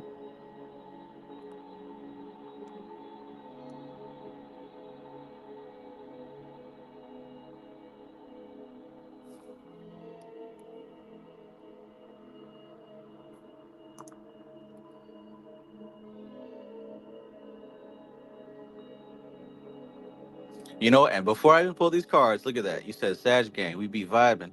Someone say we too optimistic, lol. And indeed, I've been networking and plugging people my whole life. Your answer is probably already here before I even pull these cards. Your answer is probably already here before I pull these. Watch, watch. I feel it. Watch.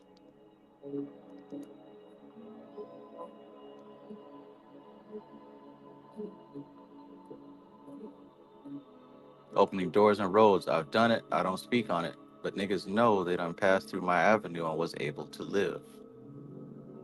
Mm.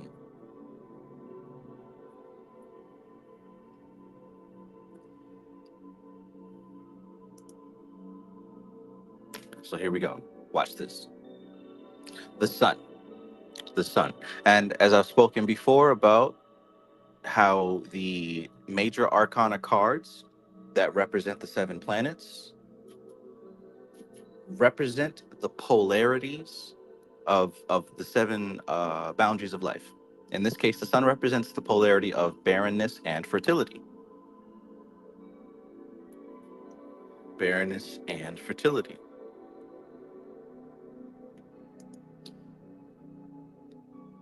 The lovers. This represents Gemini. Okay. Okay. Queen of Pentacles. As I said before, the king generates the idea. It's the queen who manages, operates. She delegates. She sends out the orders. Key we're dealing with is pentacles, the physical plane, material plane, quite possibly wealth. So we got the polarity between fertility and barrenness. It's a sexual card.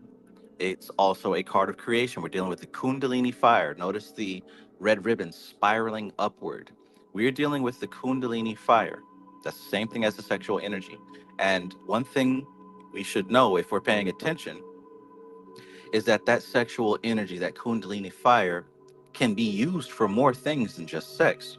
It is that same Kundalini fire that we use for inspiration to create, for passion, for drive,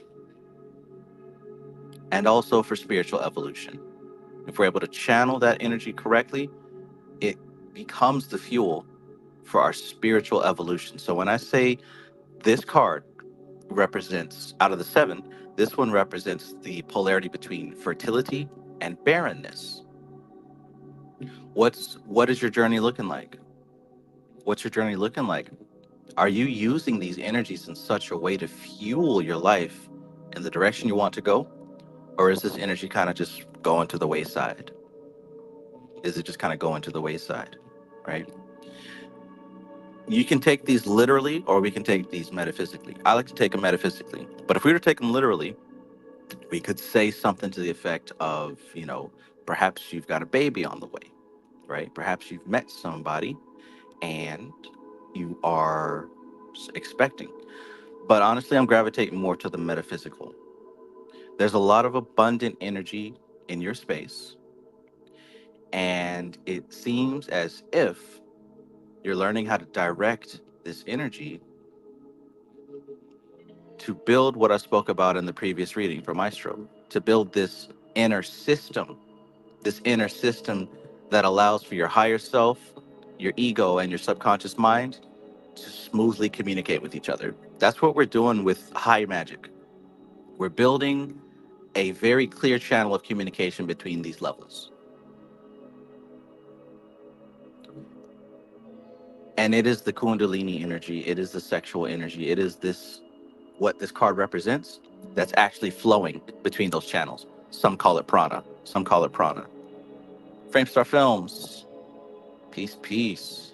Good to see you.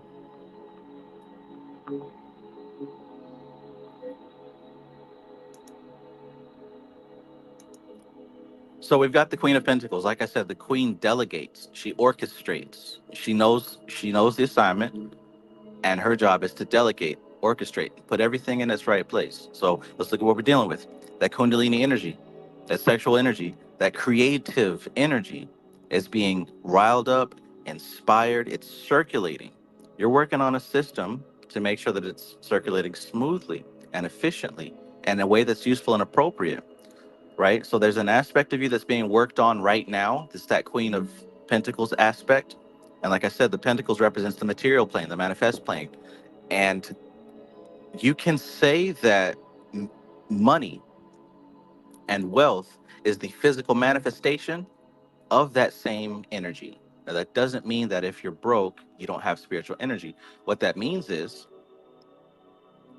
being able to produce abundance on command is directly related to knowing how to manage this energy, right? Knowing how to manage this energy. And it's very possible that a lack of abundance is due to a lack of understanding of how to manage this energy. Let me know if we're still on track. Let me know if it sounds whack.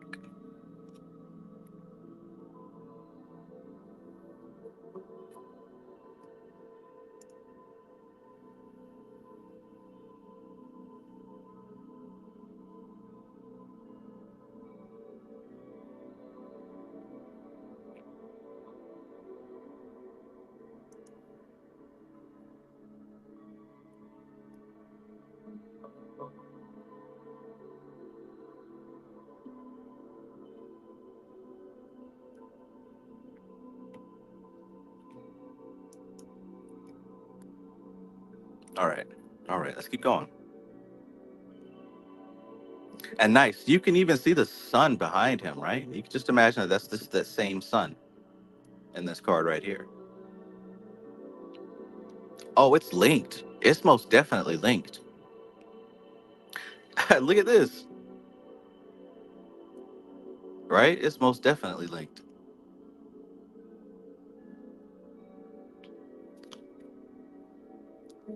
Party time, right? Celebration.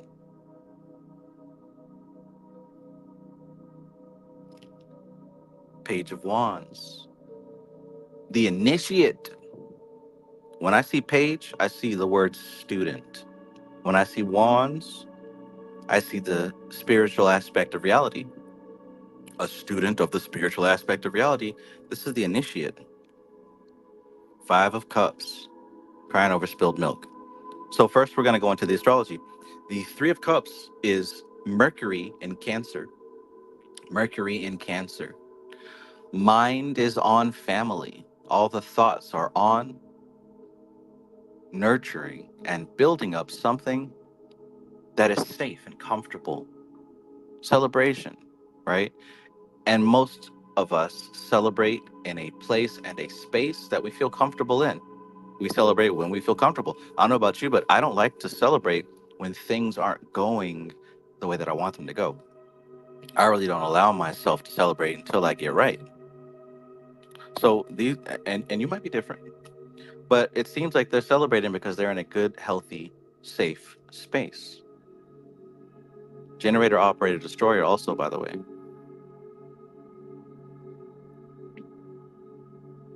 So here we have the Page of Wands, the initiate. One of the underlying themes that's happening all night so far is that many of us are becoming a new student to something, becoming a new student. And every time you reach a new level, you start as a student, even when it's on the job, right? Let's say you get a new position at your job,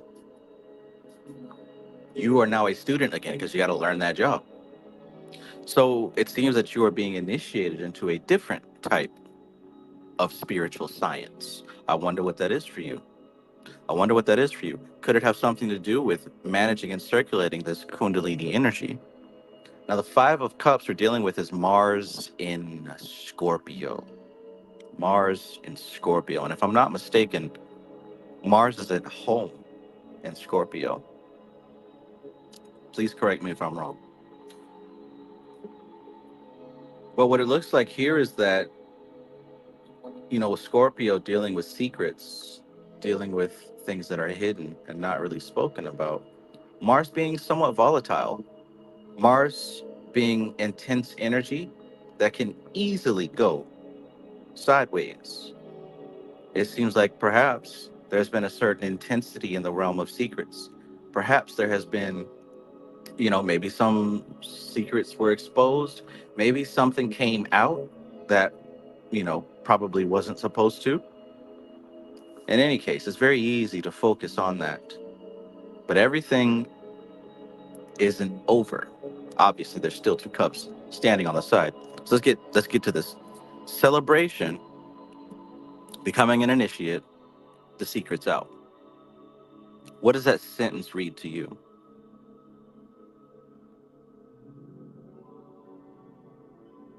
Perhaps you've taken this energy, you've applied it to yourself, you've been growing yourself, you've been reframing and reforming your mind,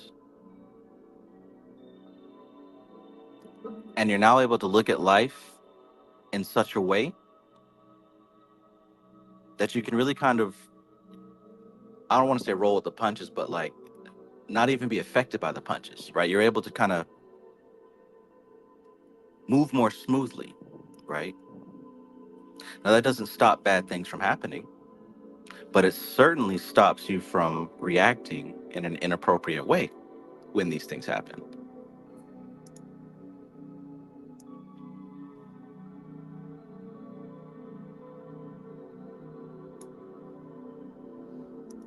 Holy Damon 999, peace. Holy Damon says, I took Travis Mate's advice on creating and exposing my artwork, and like my magic, people just gravitate towards my work. But again, my Damon been telling me to stay focused on my art.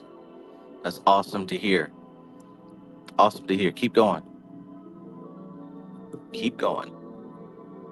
Because there's even more awesomeness on the way for you.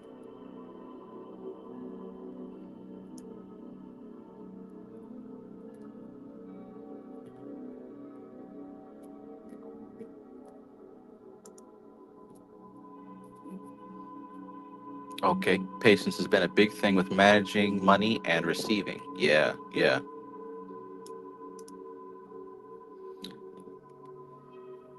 Laya369. Gotti says, this is amazing. I truly needed this. Whoever donated, you a legend. Nice, nice.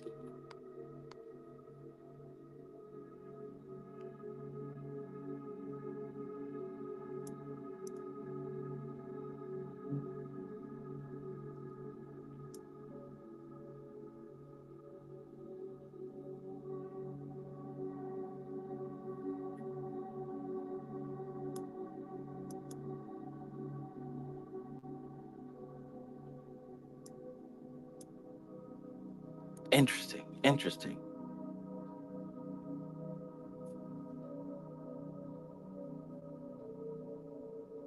Okay, okay. So again, what I'm seeing is an emphasis on the structure of how you're processing reality and making the spirit world work for you in a healthy way.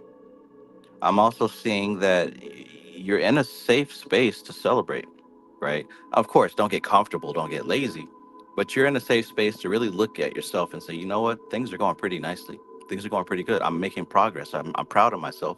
You're in a space to do that.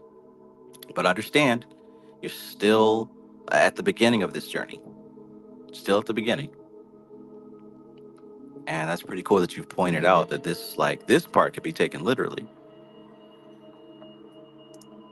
Instead of crying over spilled milk, I've been finding the milk and honey.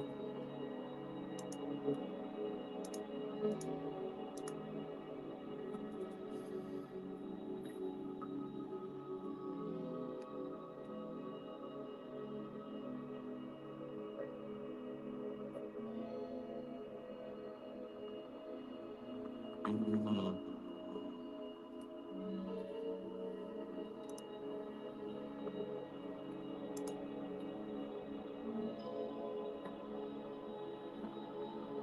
Okay. All right. So look, sum it all up as far as an action plan, what to do, where to go, what's next. The devil, right?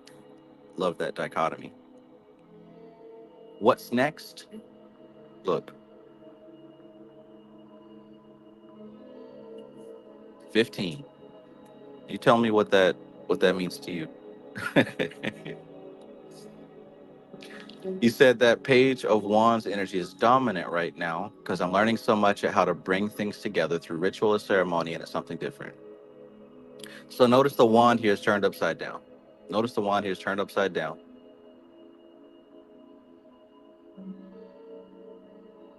Notice how it's burning the flame behind the man. He's got his eyes on the fruit. That is the woman. And she's looking back at him. Neither of them can see this force behind them that's driving them to continue in their cycles. Is there a force that is fueling you and pushing you and inspiring you, influencing you, that you have not taken into consideration, that you've not taken an account of?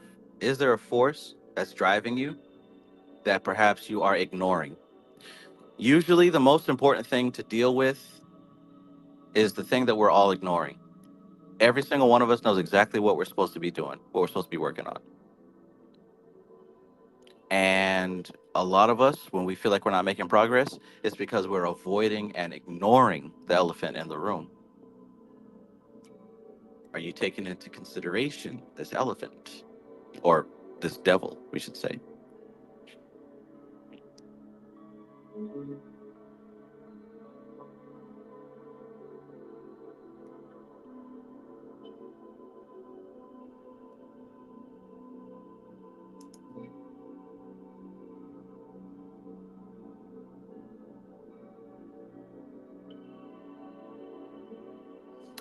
I like that. Gotti says, however, the devil reminds me of the challenge of authority from ego. Either take action or be moved by force. Okay. And I've been taking more action towards the things I want. Yeah. All right. So that's the message. That's the message.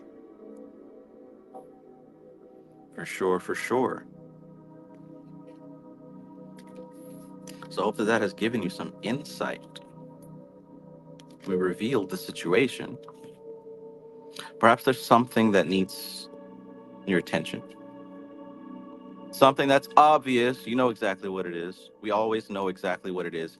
It's just we don't take the time to actually do something about it, right? Instead of dealing with that big, giant, loud problem, we deal with something else that, it's still busy work, but it doesn't solve that big, giant, lingering issue.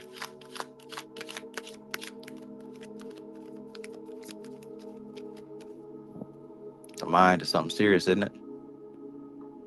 Christina Smith, peace and greetings. Peace and greetings. All right, all right. AZW. AZW, no face. How we doing? And after AZW, we have Unicorn, Unicorn Universe, and then we have Society Ejects. So we got AZW, Unicorn Universe, Society Ejects. If you, as well, would like a tarot reading, check the link that is pinned to the top of the comments, and you'll be right on that list. For sure.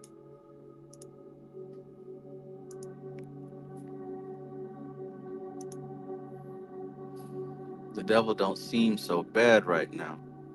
Yeah, right. And really, he never does. I mean, to me, right? To most people, it's the worst thing in the world. But the devil's on your team, dude. The devil is on your team. Saturn, Satan. The devil's on your team because the devil shows you exactly what you need to do. The devil is the only energy in your sphere that challenges you and points his finger and says, "Hey, are you really about what you say you're about? Because I don't believe it. Prove it." It's the devil does that, right? The Satan means the adversary, means the accuser, right? And that's what that is about. It's not some enemy that you got to fight because you can't fight no damn devil. What are you going to fight the devil with? Fisticuffs? A gun? Cuss words? Some Bible scriptures? What you going to fight the devil with? The devil points out the flaws and the weaknesses. You see him as your teammate, and it will stop being your enemy.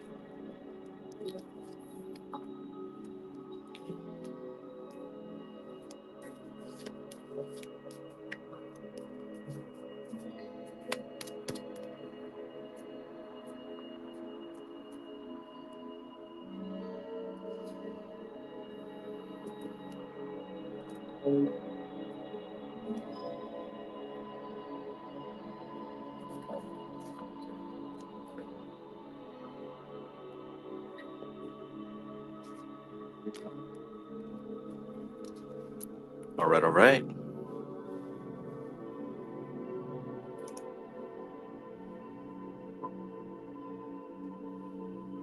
Okay, so we're gonna do a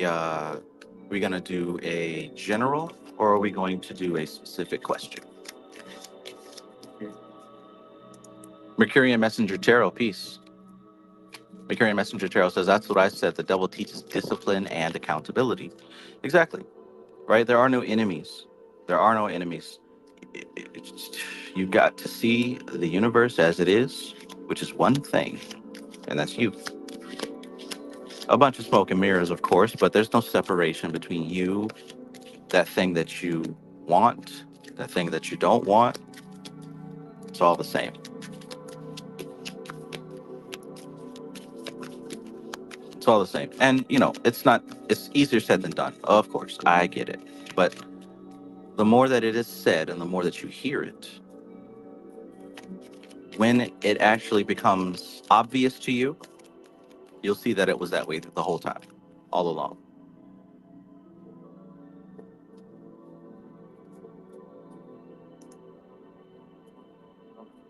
Zero says a strict teacher. Absolutely. Phoenix Wolfette, peace and greetings. The adversary challenges us. Reinforcement. Facts. Gotti says, this was great, Trav. I will be replaying. I also was planning on sharing your channel on IG before you even mentioned giving me a reading. Hey, man, I appreciate it. I didn't share it on my story. I meant to, but I just jumped into it. I just jumped into it.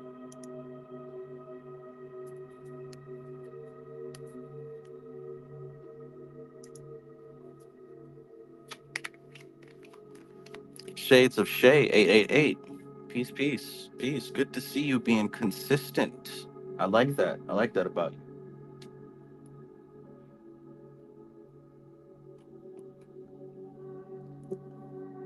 All right, here we go. General reading.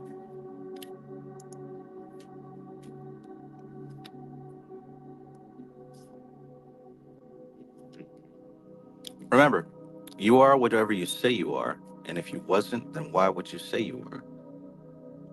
I am whatever you say I am. And if I wasn't, then why would you say I am?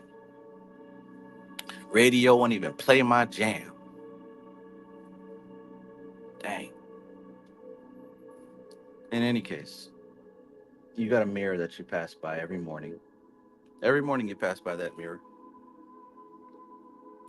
And there are some things that you say when you look in that mirror, either out loud or under your breath. Those things, right? You can't blame anybody. Today is a result of yesterday's choices, yesterday's words and thoughts.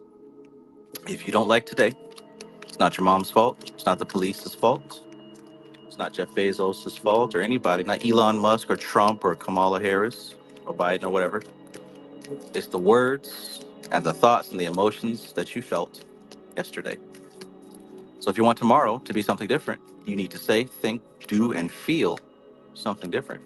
But what that all boils down to is you need to be where you're trying to go. You need to be where you're trying to go. No more blaming. No more of that. No more victim. No more if only such. No more of that. Stop. Stop it. Okay, here we go. Scorpio, Libra, Pisces, General. Ah, yes. The main, well, one of the main characters of the day.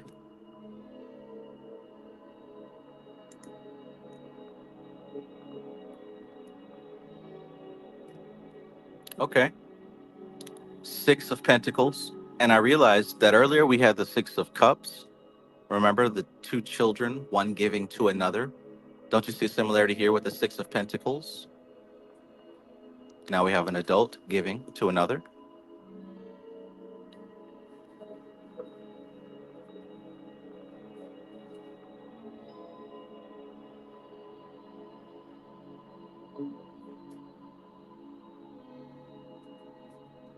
Page of Pentacles. Okay, a lot of earth energy. That's the first pattern I see here. A lot of pentacles, a lot of grounded, material, manifest earth energy happening right now. So we've got a lot of time invested, right? A lot of time, a lot of effort invested.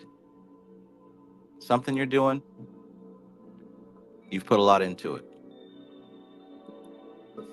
You're watching it patiently, you're tending to it. Seven pentacles that we said was Saturn and Taurus. Saturn and Taurus. So we've got the routine down. You stuck to the routine, you're doing the work, you're looking for the results. Not sure if you're getting them quite yet, but this shows overall a consistency and a discipline. The Six of Pentacles represents the moon in Taurus. The moon in Taurus. So, like I said before, the moon is always changing. But the key is it's predictable change, it's consistent change, somewhat of a paradox there. The moon is always changing, but it's consistent change, predictable change. You know when she's going to be full, you know when she's going to be new. She has her cycles. So, with the moon in Taurus, right? We're talking about cycles and seasons. Taurus, we're talking about consistent, diligent work, planting, growing, harvesting. Everything's in order, everything's in alignment, everything's moving according to plan. Now let's talk about this Page of Pentacles. Every time I see page, I said what? Student. Pentacles, the material plane. You've entered some kind of trade, some kind of skill set. You're doing something new with your hands. You're building something. You're learning something. You become a student of something uh, tangible, right? I don't know if maybe you're getting into some kind of skill or trade, electrician, plumbing, programming. There's something that you're a student of in the manifest world. So let's put that together. Perhaps you've studied, you've practiced, you've done the work. Now you've been given the opportunity, right?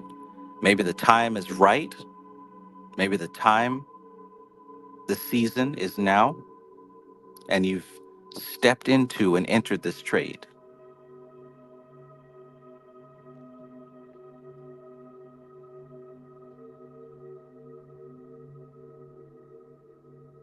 Let's keep going.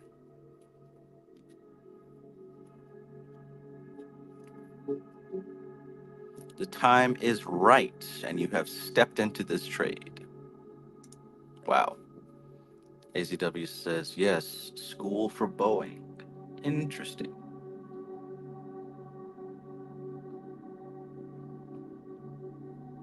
Interesting. Ah, Three of Wands.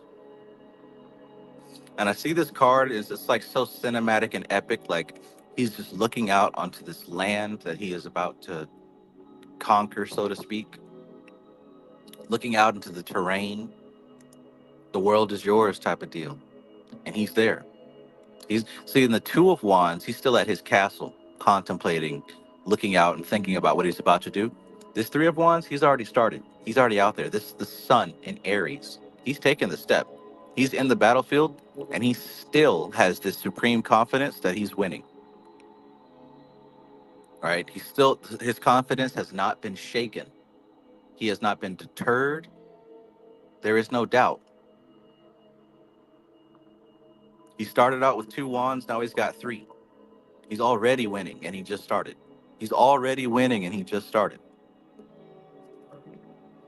Four of Wands, right? So this is the very next step. This comes right after the Three of Wands. Four of Wands is we're still in Aries. This is Venus in Aries. So now he loves it, right? Not only did he take a chance of stepping into a new territory, he's already winning from the jump. And even more so, he's loving the journey every step of the way. This is Venus in Aries. He's loving the journey every step of the way. And how is life when you love the journey, right? What are they doing? What is life like when you love what you're doing? They say you never work a day in your life if, wow, look at that. You said you start Friday. And what planet is Friday ruled by? It's ruled by Venus. And this card is, of course, Venus in Aries. Let's keep going.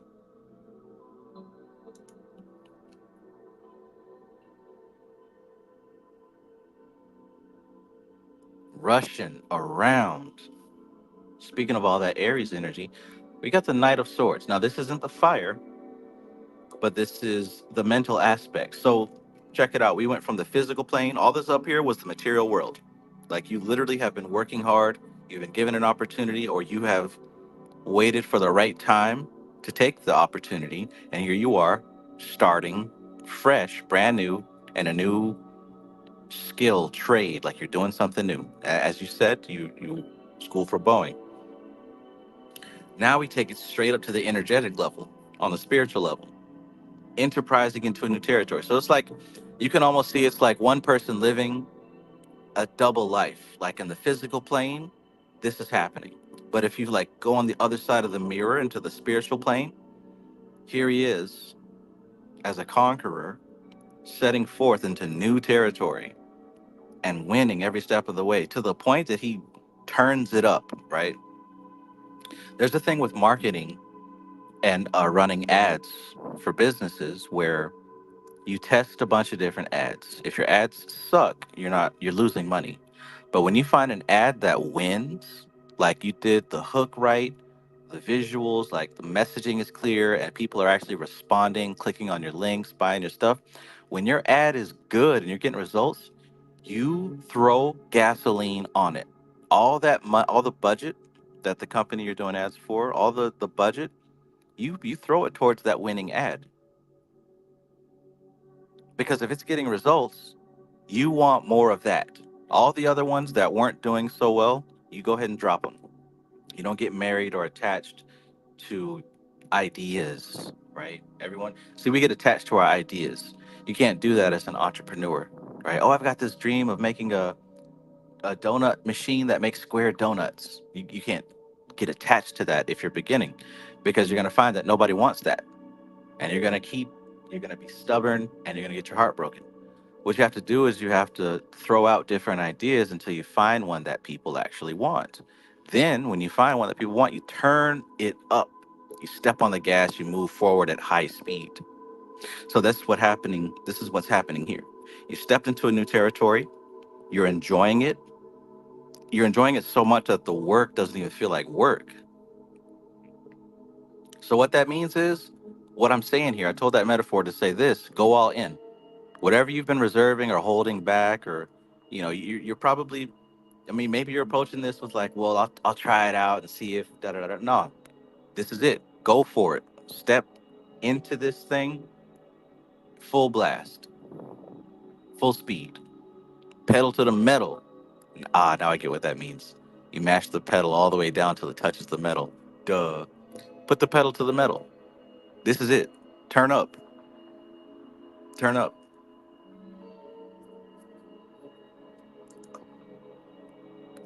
Turn up. Animali says my phone overheated a bit. Back now. Welcome back. Welcome back. Your phone felt the full force of the Three of Wands.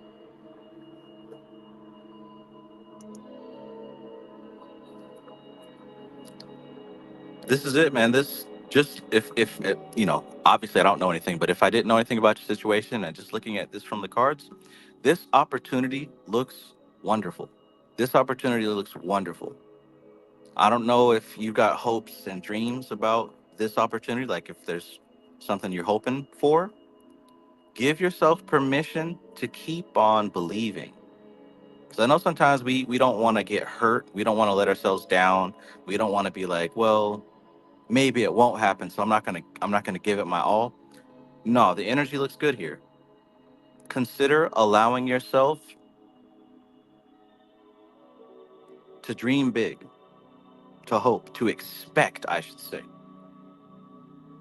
Yes, it's gonna happen. Yes, it's gonna happen. As long as you keep doing what you're doing right now, yes, it's gonna happen. That's your answer. Yes. Absolutely. Without a doubt. Keep going.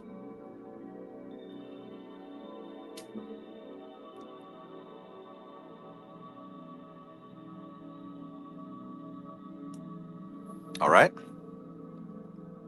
We good?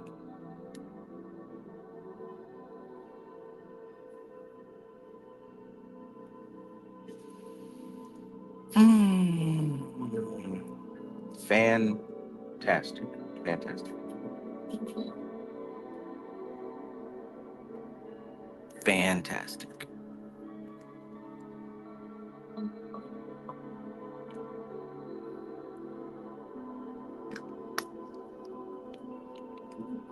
All right, all right. Unicorn Universe. Are you with me? Are you with me, Unicorn Universe?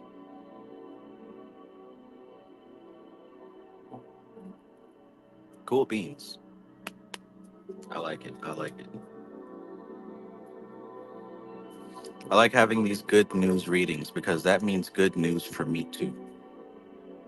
That means good news for me too.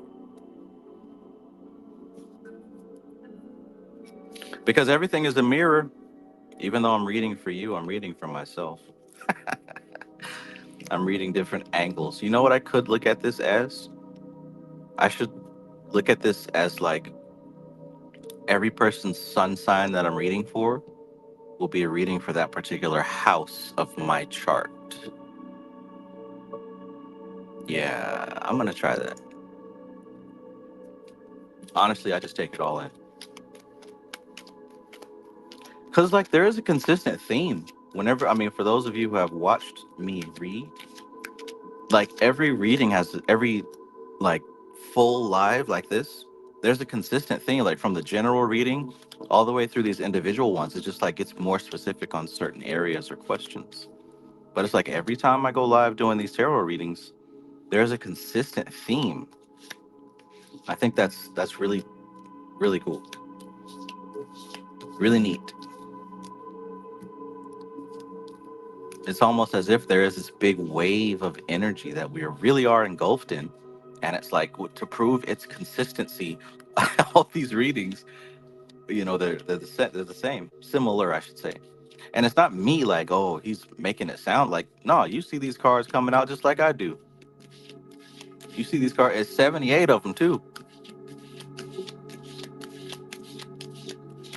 Beautiful stuff. Beautiful stuff.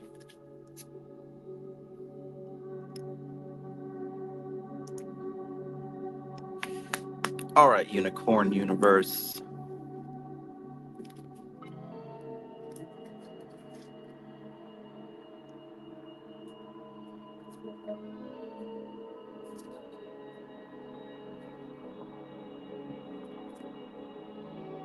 Snapricorn.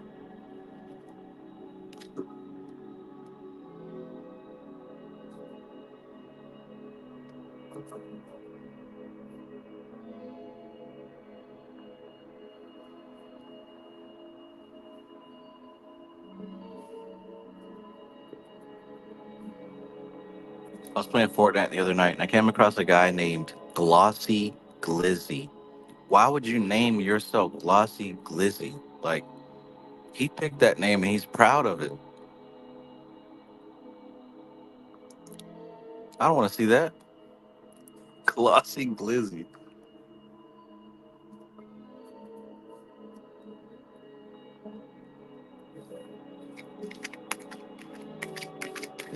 Why is it glossy? I've seen some crazy names, man. One of my favorite. Oh yeah, this is so funny.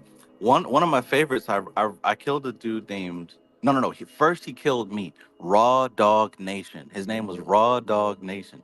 I thought that was hilarious. He killed me. I took a picture of it and sent it to my friend. Raw Dog Nation. And 6 months later, 6 months later, I got him. I caught him slipping. Like, cause it's random. You get 100 people in a match. You never see the same people because Fortnite's so popular. I killed this dude one time, and it said Travis May just eliminated Raw Dog Nation, and I said, "Holy shit!" I took another picture. I got him after 6 months. I got my revenge. I got my revenge. Raw Dog Nation. Put a rubber on him. Put a rubber on him. Because you can't forget a name like that. And why is this your name on Fortnite? What are y'all doing? Why is this your name on Fortnite? Raw Dog Nation. I got to get my revenge on Glossy Glizzy, though. He got me. Hopefully, I'll run into him again.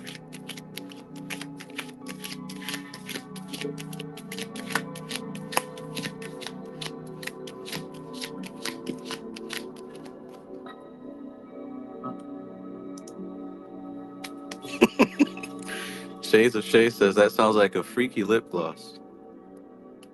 I guess it could be, really. All right, let's get to this reading, shall we?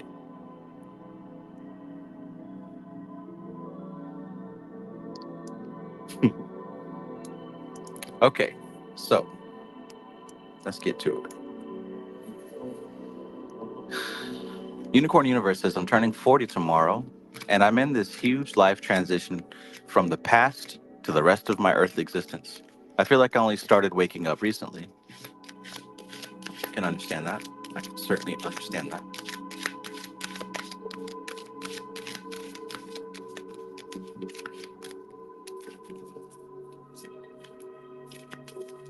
So let's see what we have here.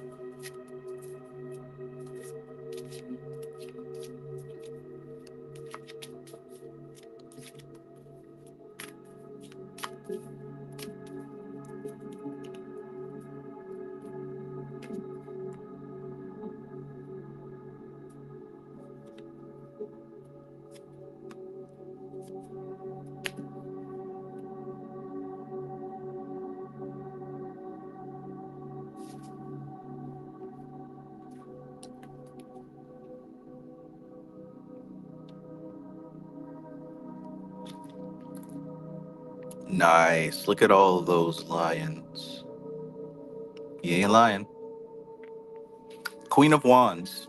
As I've said before, as you've heard at least 2 or 3 times tonight, the king generates the idea, the queen operates the idea. It's the queen that assigns, okay, so this is what the king wants to get done. You're going to do this part of it. You're going to do that part of it. You're going to do this part of it. You're going to do this part, and you're going to do this part. That's her part. That's her job, operator. She's the living God of the situation. She gets things done. So, this is the aspect of you that we're speaking to. And before we continue, number one, look at the feline energy here. I don't know if you're somebody that believes in these different star seed spirits, and how there's Lyrian, cat, soul, spirit people, and whatnot. If you do, maybe there's a lot of that energy around. If you don't, then at least notice the synchronicity of the cat, the lion, the Leo, your birthday tomorrow, which happy birthday for you. As Alchemy Gold just said here, the queen is the strongest piece in the chess game. Now this isn't like, oh, the queen and woman is so powerful. This is illustrating the aspect of you that we're talking to, because everyone has this aspect, right? Everyone has the king aspect, everyone has the queen aspect, and everyone has the knight. Everyone has the entire deck. Everyone has the entire deck. Just like everyone has the entire zodiac. So what I'm speaking to right now is the aspect of you that delegates your spiritual journey, right? Believe it or not, like, okay, well, let's say time exists because we are living or we are experiencing the five senses. But if you kind of zoom out, and if you can imagine that life isn't going in a straight line, but in somewhat of an enclosed egg, it's all happening within this enclosed egg, which means all the potentiality for whatever's going to happen is there already. She's the one that organizes what's going to happen, when, and how. Not like fate, but more like probability. She sets the probability. That's what we're talking to right now. Now, with that being said, we're going to the Nine of Cups. The Nine of Cups is a representation of Jupiter in Pisces. When I think Pisces, I think dreams. I think imagination. I think fantasy. When I think Jupiter, I think expansion. I think growth. I think multiplication. Did you know that nature does not add or subtract? It's not about addition and subtraction. That's not natural. What nature does is multiplication and division. Nature multiplies things and it divides things. There's no add and subtract. That's false. So when I think Jupiter, I think multiplication, growth. So what do you get when you put together Jupiter and Pisces? When you put together multiplication and imagination, multiplication and dreams? Well, it sounds to me like more options. Sounds to me like more options. Why is that important? Because, like I said in the beginning of this live stream, you're limited by your options. If you don't believe you have options, if you believe you can only do this or that, that's what your life is. But if you know that you've got multiple options, suddenly you feel less anxiety, less depression, more confidence. because you know that there's always a way to succeed. So I'm seeing an expansion of options, an expansion of dreams. In other words, this is not something like, oh, I'm at the end. This is more like I've opened up another can of worms. And what makes it so cool is now I know the science of worm cans. Not only did I get a new ability, I have the wisdom and the experience to work with it. To work with it. Let's keep going. Death. Aren't we all so terrified of seeing this card? Aren't we all so terrified of seeing this card in a reading? Well, there it is. Before I read about the sun and how the sun represents the polarity of fertility and barrenness, and here the sun is going down. Or is it coming up? Is this east or west? You tell me. If it's east, then that means the sun's coming up. If it's west, that means the sun's going down.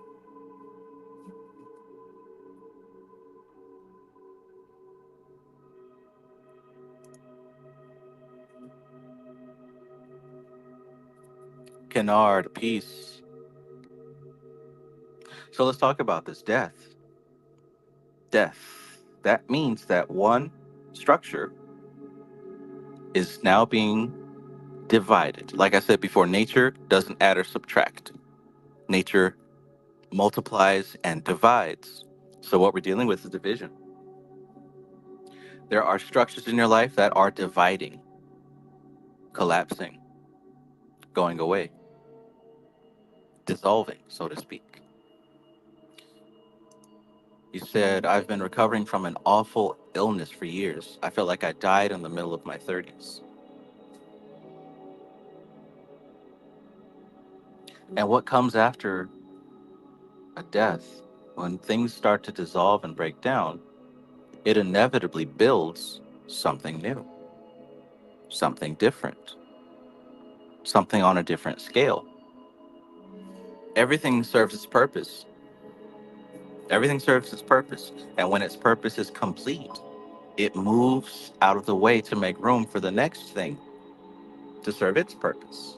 That's how life goes. It's not about endings. It's not about deletion and subtraction. Nature is so perfect. And when one thing ends, it's making room and space for another thing to begin. Now, here we go to the Emperor. This card comes up a lot. And the Emperor, like I said before, is about having the wisdom based on experience. So it's not like people forget. I mean, or at least back in my day, people don't. I don't know if people still respect pastors and church people, but people used to respect the pastor and the the reverend of the church. They would stop cussing when he would come around, or they would act straight, straight and clean and square. Everyone would be on their best behavior if the pastor came around. And what's funny is like when we look at that authority figure and we go into that state, it's as if we forgotten that this person used to be a regular human being before that position.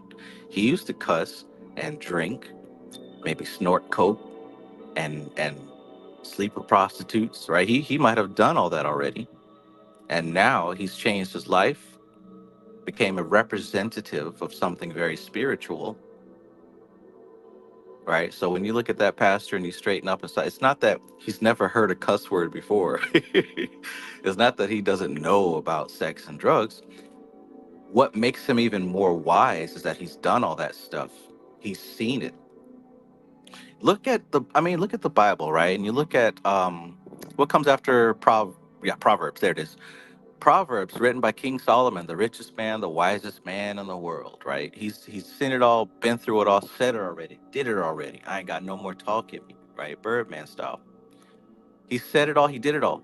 He has the wisdom to know better now. He's not fooled like us young folks who pretend like every shiny thing is gonna save us or give us the thing that we want. He knows that the thing that we want is within us. It's not gonna come from anything external. That wisdom is what comes with experience, and experience comes with age. Let's keep going. Let's keep going.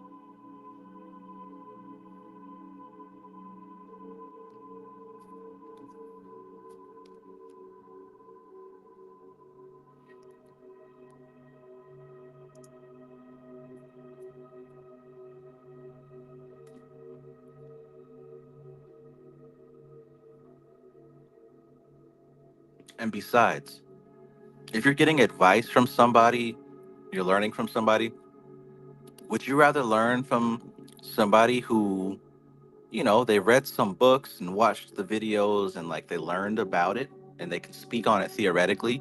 Do you want that guy's advice? Or do you want the advice of the person who's literally been in the trenches and done it for a long time and came out of it? Like, whose word is going to hold more weight in your head? The guy who went to school for it but never did it, or the guy who did it for a long time and never went to school for it? Well, if you got an ounce of wisdom, you're going to listen to the person who's did it already. Let's flip. Here we go. Here we go. There's 78 decks in this card. 78 decks on this card. Did I say 78 decks in this card? There's 78 cards in this deck. And here we have these three, this whole row. Page of Pentacles, a student of a new material endeavor. So have you picked up a new skill, a new hobby? Have you entered into a new trade? The last person that we did a reading for, he stepped into a new school to learn a new skill set. 1111. Thank you, Kevin Wise. Have you picked up a new hobby or a new skill? The sun, we talked about the polarity between fertility and barrenness, right? We talked about that polarity there. How are you directing this spiritual energy, the sexual spiritual energy? Is this being directed in such a way that it fuels your growth? Let's put it all together. Let's put it all together. The queen sits on the throne.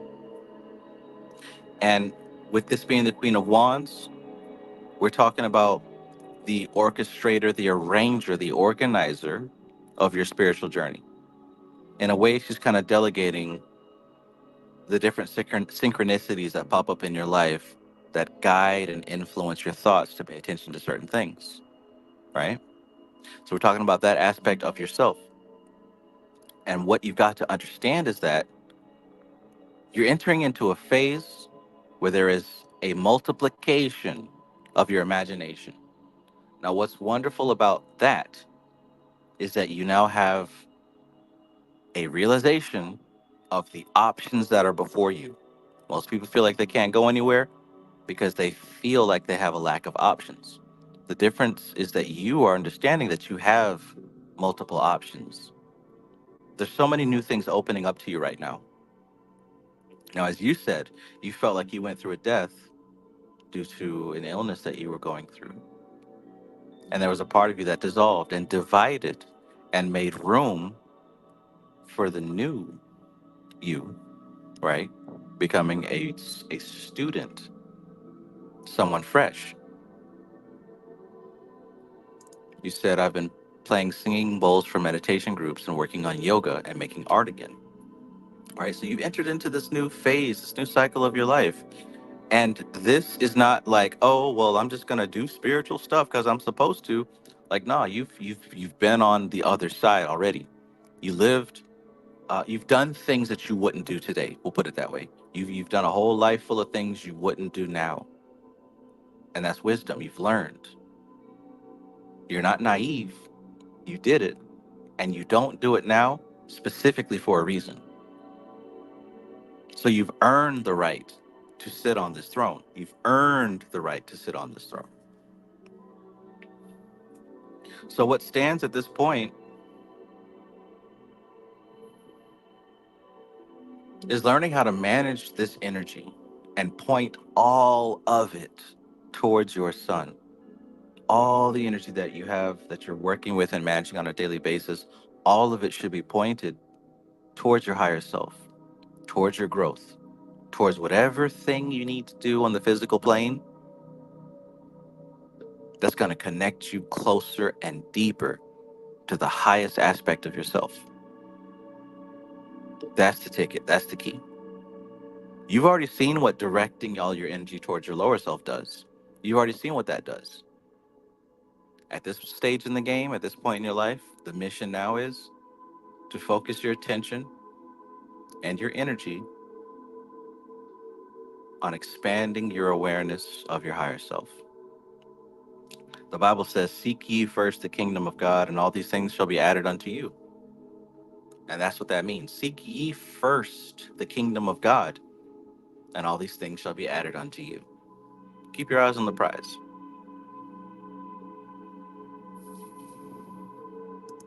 Ace in the place. Peace, peace. So let me know how that sounds, Unicorn Universe.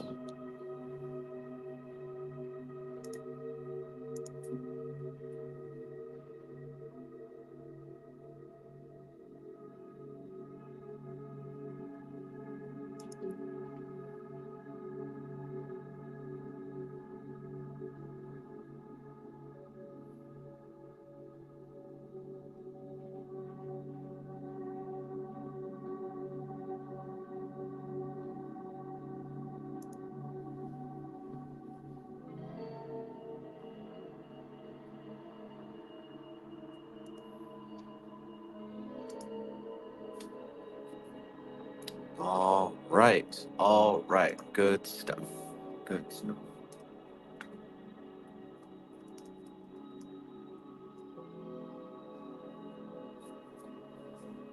Good stuff.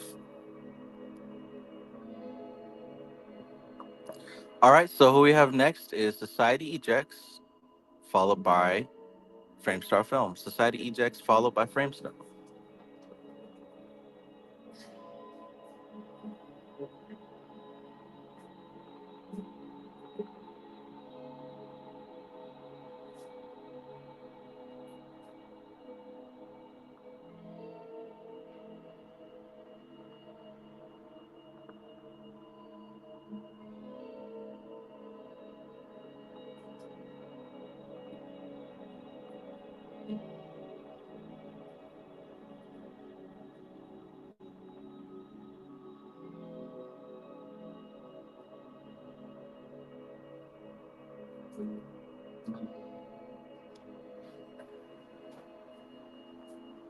Chicken wing, hot dog and bologna. Chicken and macaroni. Chilling with my homies.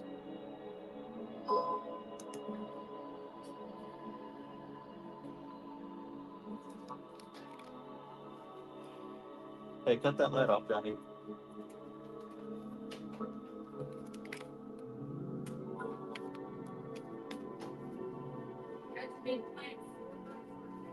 Huh?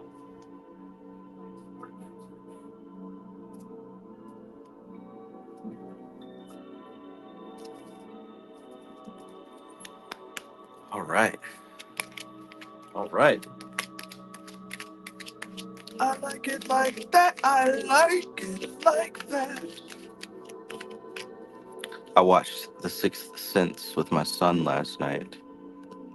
Me and some friends, we all got together. I wanted to see a movie that was kind of like, somewhat of a brain twister, And I had a couple of options and ideas. He didn't want to see any of them. So we finally settled on Sixth Sense.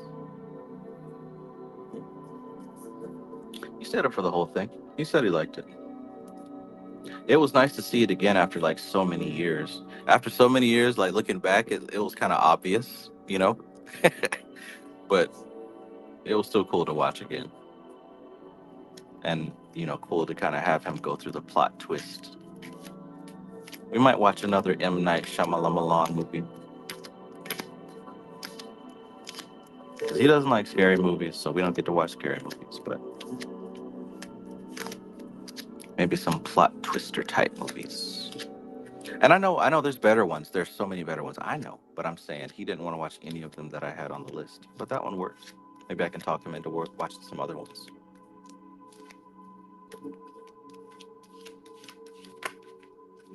Um, Starlion says Lady Under the Water is a good M. Night film. I haven't seen that one.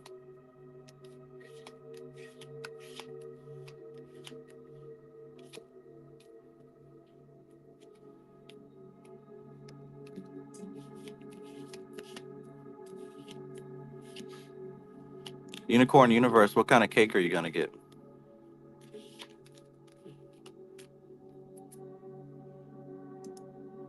Gotti says, has anyone seen Time Bandits?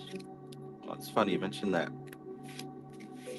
His mom actually used to really talk about that movie. She's the one that got me to watch it. It was a couple years ago, though. I don't remember it. But yeah, I know that she was like seriously trying to get me to watch it. I remember thinking it was a really cool idea and that they should redo it with current like graphics and whatever.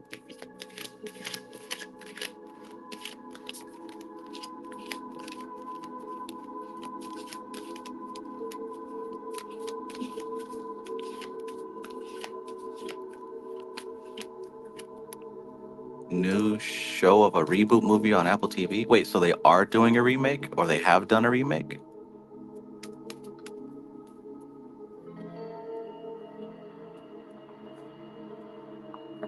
So there is a remake now? Is that what you're saying?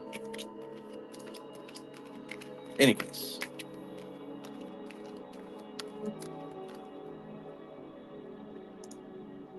Society Ejects. Are you here with me, Society Ejects? Let me know your sun, your moon, and your ascendant. Row rock and peace, peace.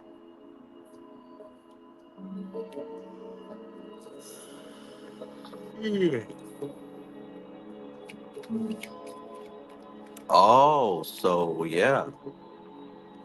Yeah, I saw the movie in the 80s, and I was thinking to myself, like, this would be so cool if they had better graphics. Not that the graphics were terrible, but the story was really, really good.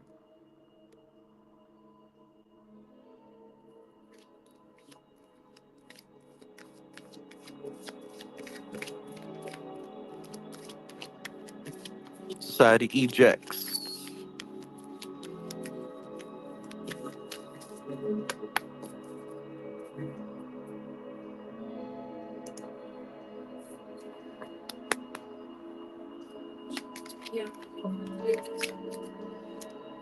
What's that?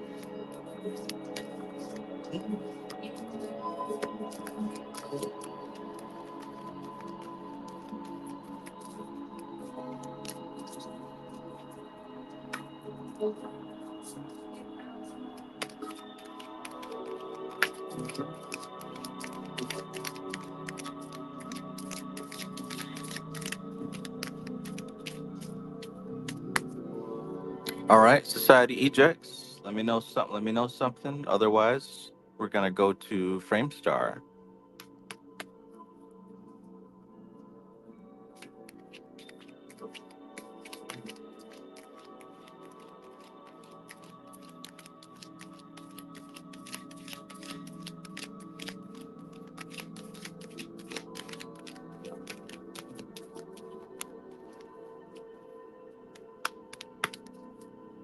Otherwise, we're gonna go to Framestar.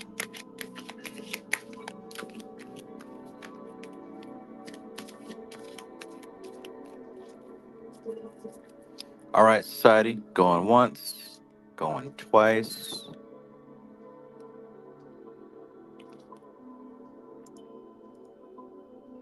Allah Akbar.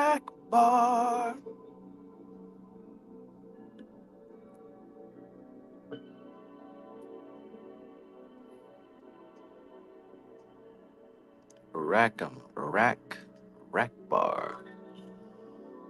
Yeah.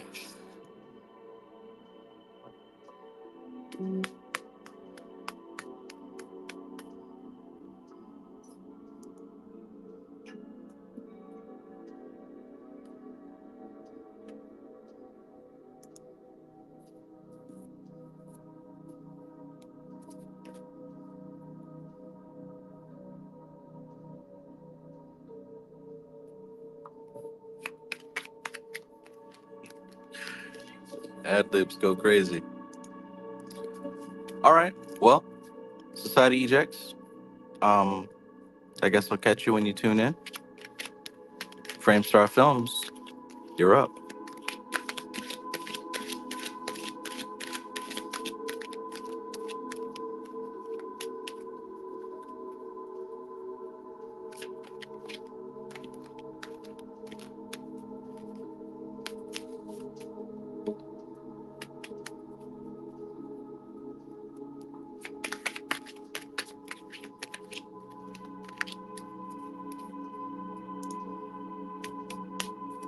The reading last week was life lasting, but this time I need to specify guidance for my present work situation. Okay. Awesome, awesome.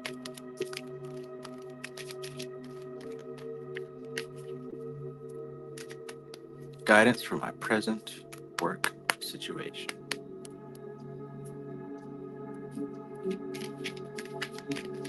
All right. So,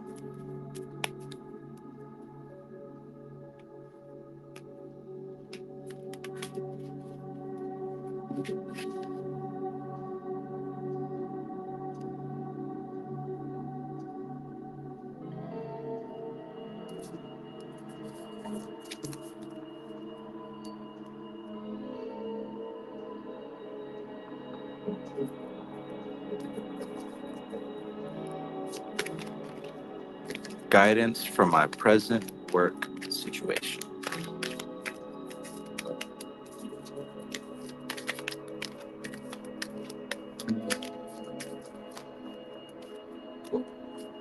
We use that one.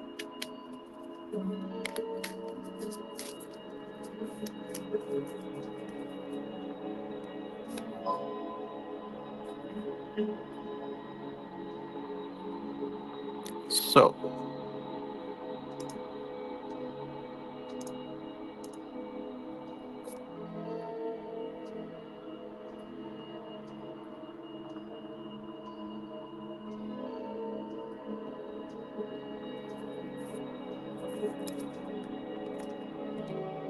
aha, spiritual initiate. Okay. He who goes all in. What in the world? 78 cards in this deck.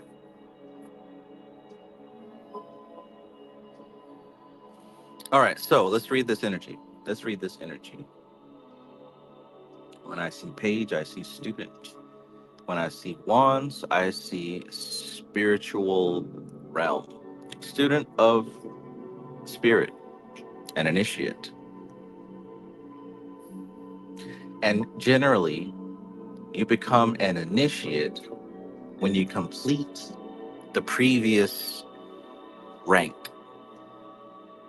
because you start from the beginning. You start as someone new, someone who has to learn all over again.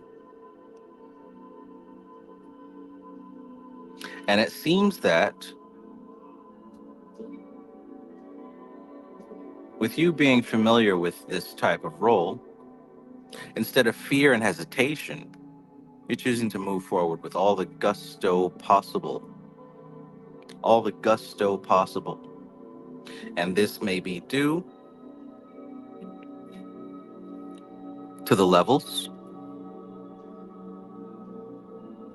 of this chronic energy, this spiritual fertility, right? Because if you got it, then of course you're going to go full force.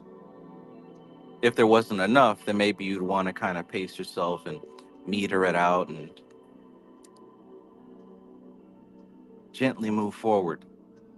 But if you have an abundance of energy, and this is something that you want to do, then of course you're going to go at it full force. So right now it looks like the energy that you've got with this project, with this present work situation, is that you are full of vigor,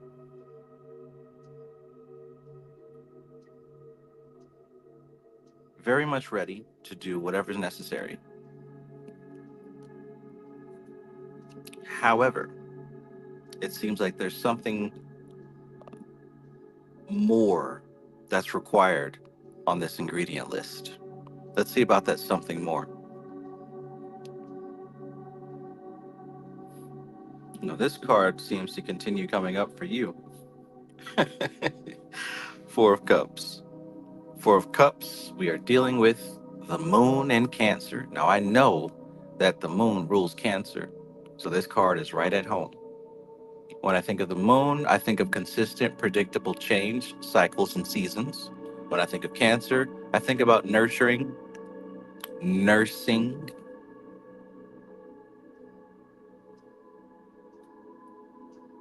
providing nutriment.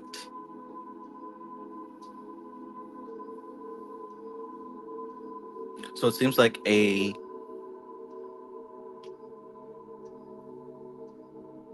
incubator of sorts. An incubator. Brainstorm. Think tank. Options. If there are any cards that represent the concept of options, it would be this one. He doesn't have one, but three and more coming to him. If he's not satisfied with what he has already, it seems that he might understand that patience will bring along another option. And if that one doesn't work, add it to the collection and patiently wait for another option.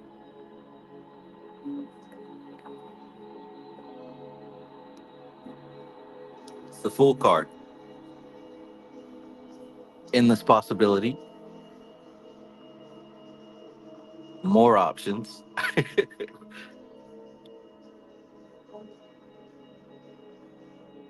And just like these two cards put together, embarking upon the journey without inhibition, moving forward without worrying about the consequences.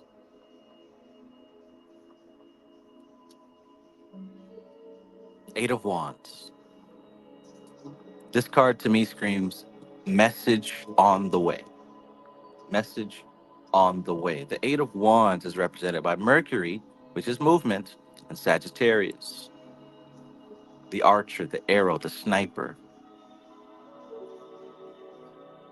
Communication, message, quickly, rapidly on the way. This is something you can expect. This is something you can expect. So let's put this all together.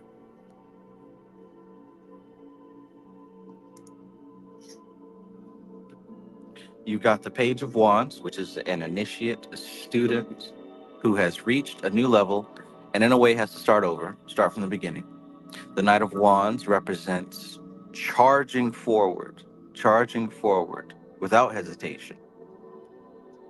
The Sun card represents the polarity between fertility and barrenness. To put those three together, it seems that you've entered into this new energetic space and you are fully fueled, fully equipped, and moving forward at 100% speed. That's great. That's enthusiasm. That is confidence. No time wasted here. On the other side of the thing, on the other side of the thing, there's a lot of options. You've got some in front of you that seem like they're going to be a decent choice, but that's not exactly what you want. There's still something you're holding out for. You're holding out for.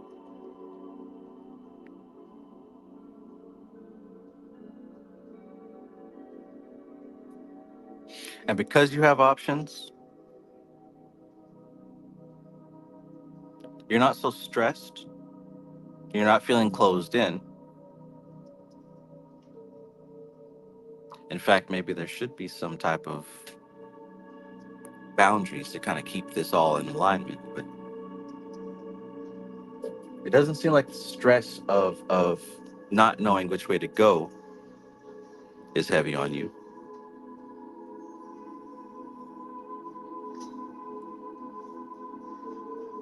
Maybe it's more that there's a specific thing that you want and you haven't seen signs of it yet. You haven't seen signs of it yet. So you're ready to go. You've got all this energy. You're ready to move forward, but you haven't quite found the option that you want to move forward with. You haven't quite found the exact option. So the last card that was pulled is the Eight of Wands. And like I said, this is message quickly on its way to you.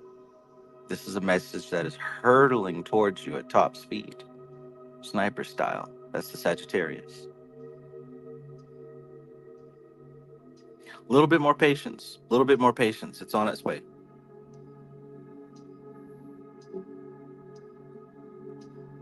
Little bit more patience. Keep the energy that you've got. Keep the enthusiasm, right? Keep that lightning in a bottle. The right fit is on its way. It's not any of the ones that are in front of you right now. Although some of them, that they're realistic, they're doable, it's possible, but it's not quite the one you want. It's on its way. In the quickness, and check this out. Check that out. That's the next card. That's the next card. Hell, if you're tired, I mean, like I said, patience is the key. You've got a message on the way, but if you would like to stir the pot up just a little bit, I'm sure you know a couple of correspondences.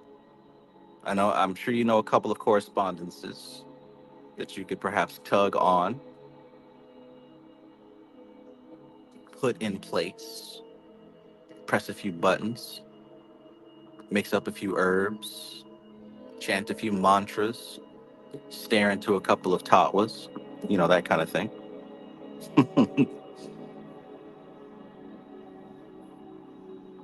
It's coming. Don't worry. It's coming. Don't worry about it. Don't even think about it. You worry about the wrong thing. The wrong things.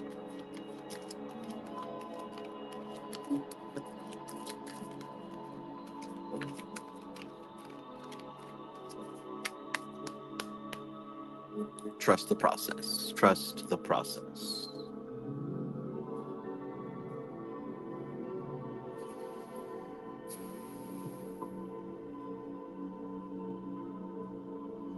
Don't know I got to do. Never know you. Check that out. Zero says the best sniper has a lot of patience, but when they shoot, bam. You can, Framestar Films. You can.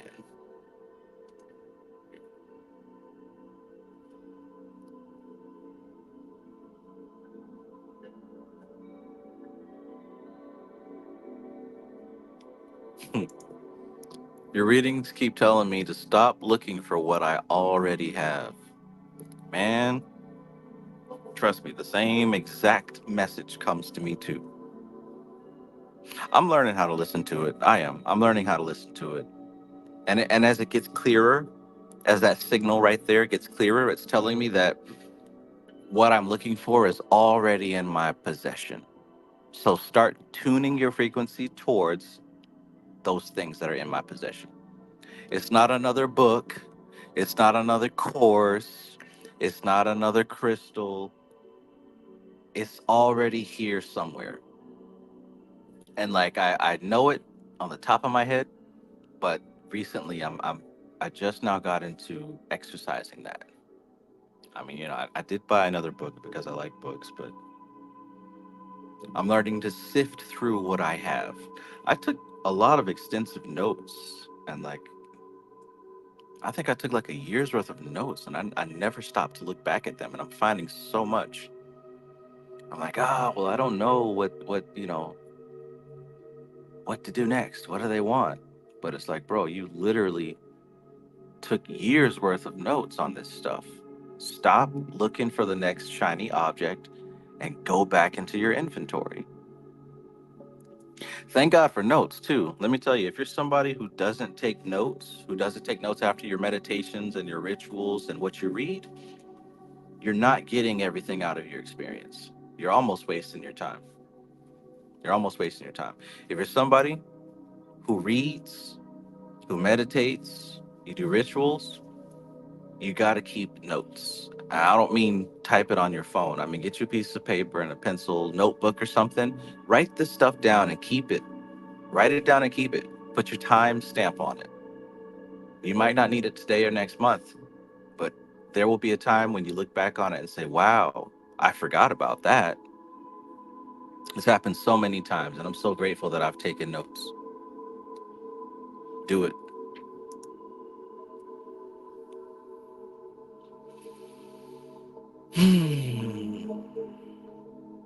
Good stuff. Good stuff.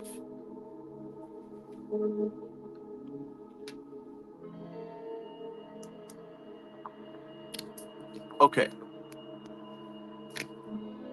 Okay. Hmm.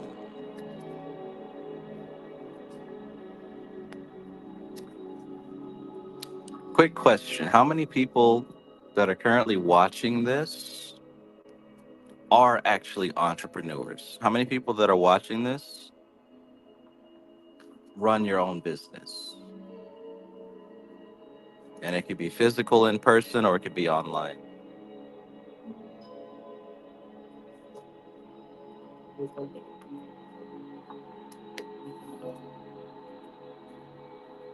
Let me know if I have anybody who watches these videos who is an entrepreneur who runs their own business.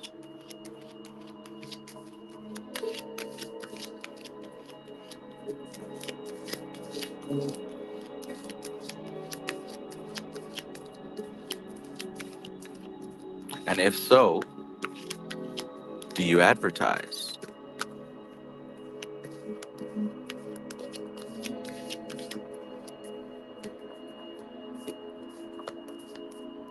How do you utilize magic when it comes to your business?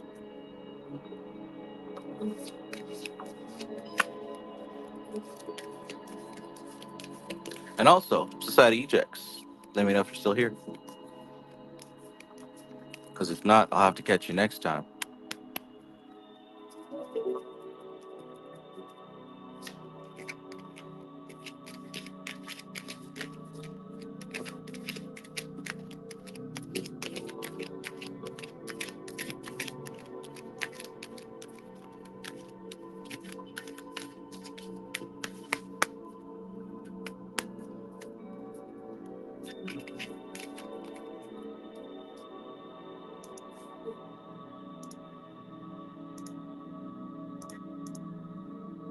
Now it's time for so long, but we'll sing just one more song.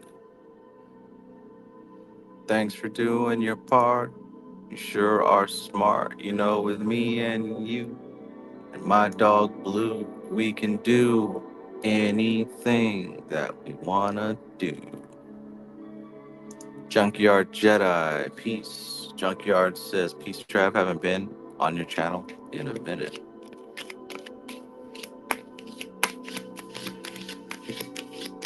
Yeah, man.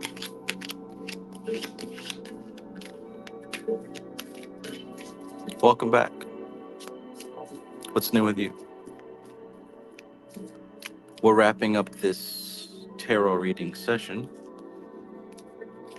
I think we got to everybody. We did the general reading at the beginning, had a few personal readings. I haven't seen Society Ejects in a minute, so I guess I'll have to get him next time.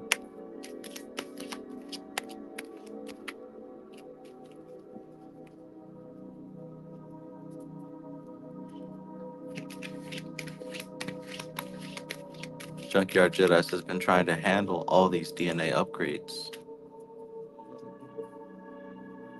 You got it. That's why you manifested into this specific time frame.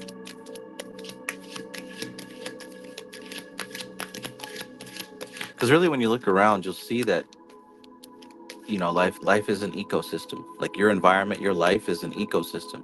And what I mean specifically by an ecosystem is that everything is in place for you to progress as expected, to progress in the best possible outcome for your focus.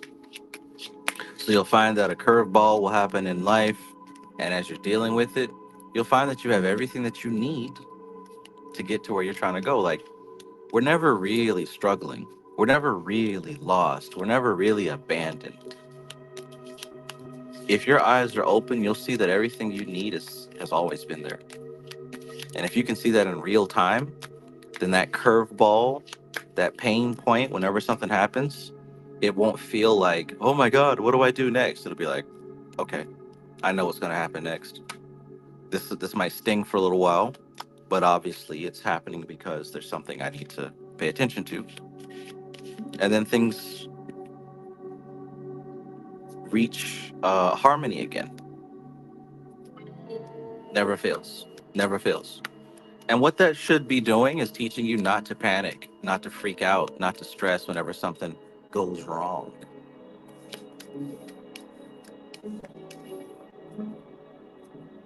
Right? What those things should be doing is teaching you to not freak out. You are one with your environment. Alchemy Gold says I get messages prior to an event. Yeah, yeah, right. That's what should be happening. Like you should be getting subtle premonitions. Like you're not gonna get this big flash of seeing everything that happens, but you should be getting like a feeling that a specific thing is about to go down. Like that should be happening right now. Like everybody who's actually doing the work, you should be having that happen. I can say that confidently. Whether it's you just anticipating that somebody's calling you or you're going to run into a certain person out in public or whatever, there should be, you should be able to like detect that stuff as it's starting to come. And that is a surefire sign that you're making progress. Surefire sign. I think it's kind of funny.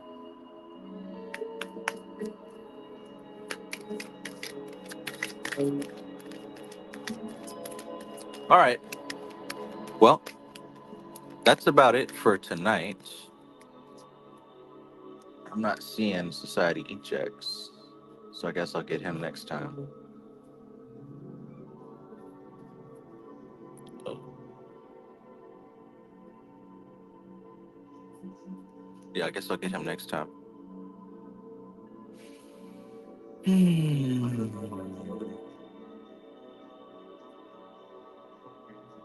And yeah, that's about it. So, are we still interested in working with demons, working with spirits? Are we still interested in working with the Goetia?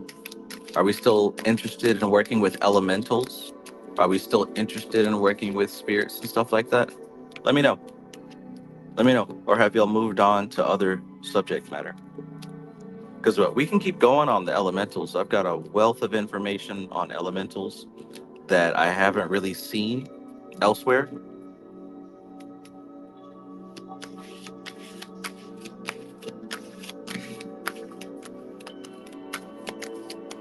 But honestly, it's about what you feel is going to be the most useful and appropriate information for you right now. So we can talk about anything. Let me know.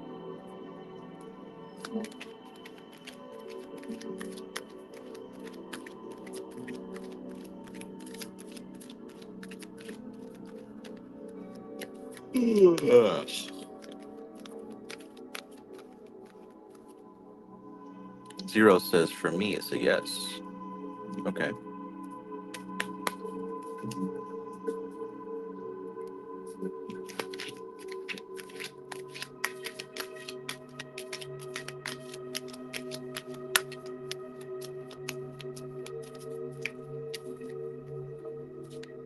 Alchemy Gold says absolutely. Z345 says me too.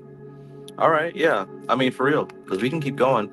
I got some information on what I was really leading to was learning how to identify these elementals at work and learning how to combine them and create them and to have them work on your behalf. Me and my cousin got to the point to where we can start to see those things. Um, yeah, it was pretty wild. Outside, bright sunny day, and we're seeing these things floating in the air like these twinkling silver dots. And at first, I'm like, this has got to be my imagination, because what the fuck is this? And it's not just like, oh, floaties on your eyes. Like, no, he's showing me like this is what I've been working on, and like he's concentrating and having them like accumulate in his palm like a little ball and like dispersing them. And like he showed me how he did it. We're out there for like 2 hours, like practicing working with these freaking dots of light. I'm like, this is ridiculous.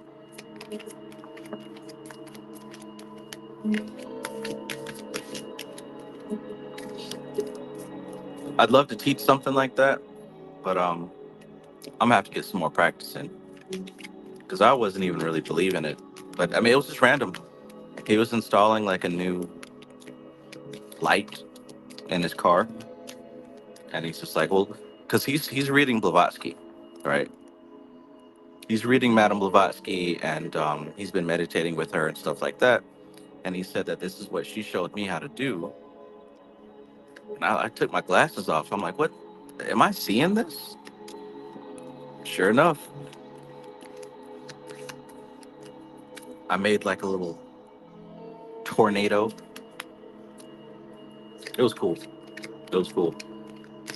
But unfortunately, that's not something you can really capture on camera.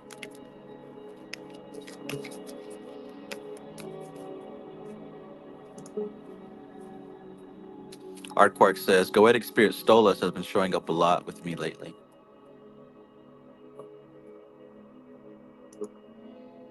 Alchemy Gold says, I'm trying to keep the TV volume down. My neighbor gets irritated with this message.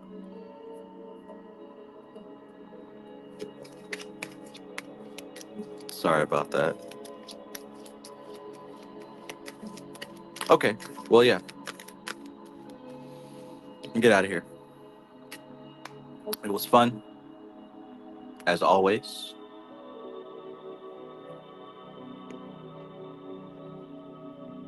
As always. And, yeah. I guess I'll start posting again. I think I'm pretty much done with my break. Man, I got me some distance. Some distance. Stayed off of Instagram so much, and I haven't really been on YouTube much, but I don't know. It's necessary to kind of step away and recharge. I can really see that, social media has a big impact on the type of things that are bouncing around in my head. So me stepping away for so long, um, really has my thoughts clear.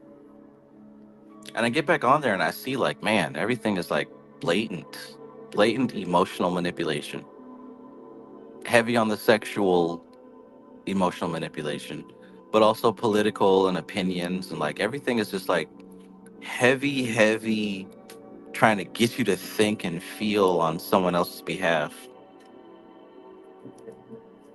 It sucks. Um, Framestar Film says, "What's on the book list, brother?" Um, I can show you. The name is like German, so I haven't figured out how to pronounce it yet. But let me grab it real quick.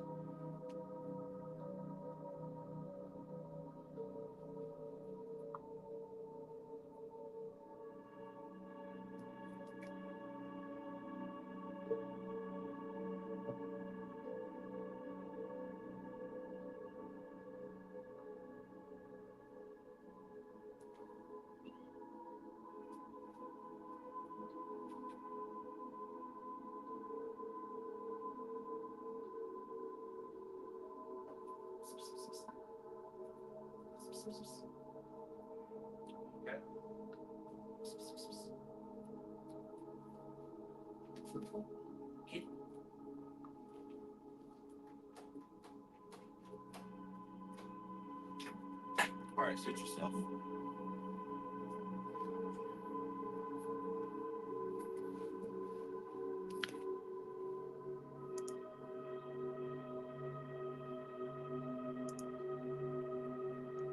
Okay. I hear her praying through the walls. I can't. That is funny. Why? Anyways, I'm reading 3 books. All right. So what's on the book list? Check it out. Entering the Desert. I think I've told you about that one by Craig Williams. This was actually suggested to me by J. Baldale.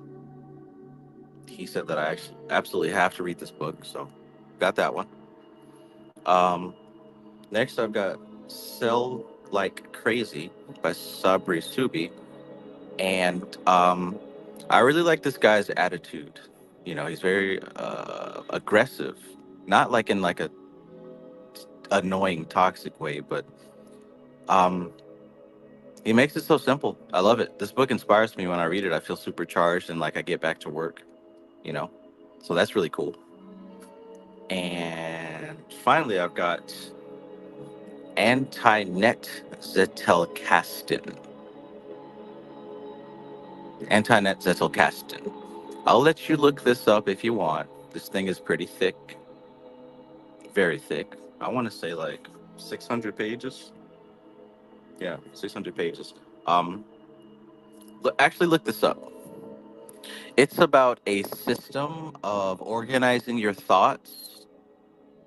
So, and without computer, right? With because Zettelkasten means notebox. So it's about organizing your thoughts as you read, as you write, and as you create in such a way that it's very streamlined. So supposedly it's supposed to be a super efficient way to help you write and to retain what you've read. Look it up though. Look it up. I don't have an understanding on it that is clear enough for me to describe it right now, but from what I saw, it made me go ahead and buy this book. I said to myself, I gotta have this. I gotta learn what's being talked about here. So check that out. A knowledge system that will turn you into a prolific reader, researcher, and writer. Certainly useful and appropriate for me. It actually just came in today, so I didn't get a chance to dig into it.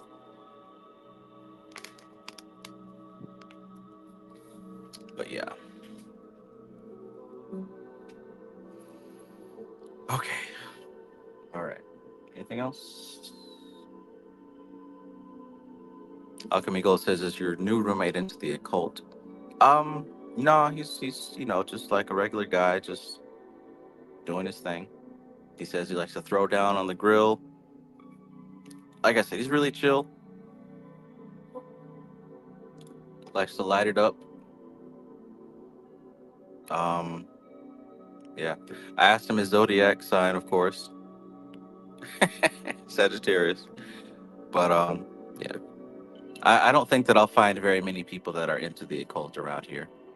And if they are, it's not really who I want to be dealing with. In other words, it's like TikTok style. They think they're into the occult, but really they're not.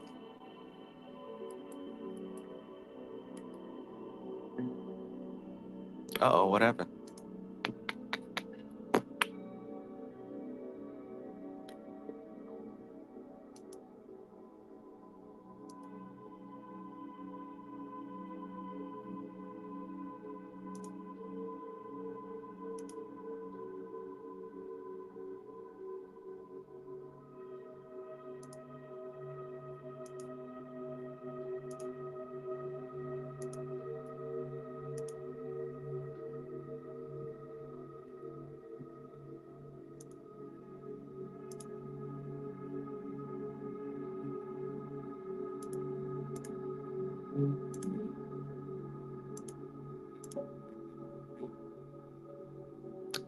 Okay, so yeah, Yes, distance is really important. I feel really drained if I don't take rest of all that things and even sad. Yeah, my problem is though, like I shifting out of that state and back into the state where I'm on social media posting all the time, like I need to find it in myself to where I want to, to where I want to be creating memes and reels and shorts and all that other stuff. I need to get my engine going again. And not even need. I am doing that. I am doing that.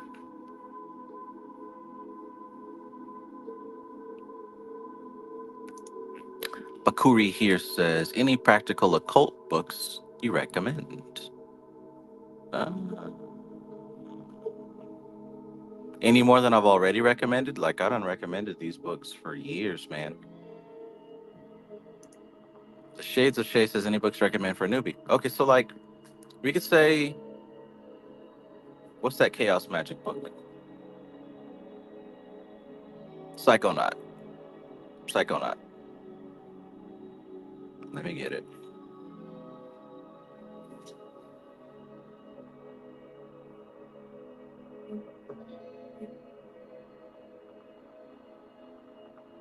There it is.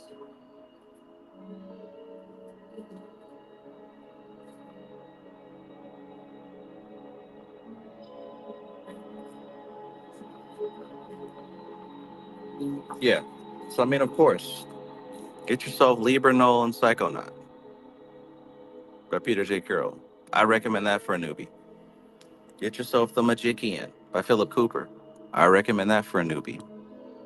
Like, honestly, those two books right there, it gives you some practical brain food, right? Because a lot of books are going to give you a bunch of words and a lot of stuff that sounds like mystical and it's like, ooh.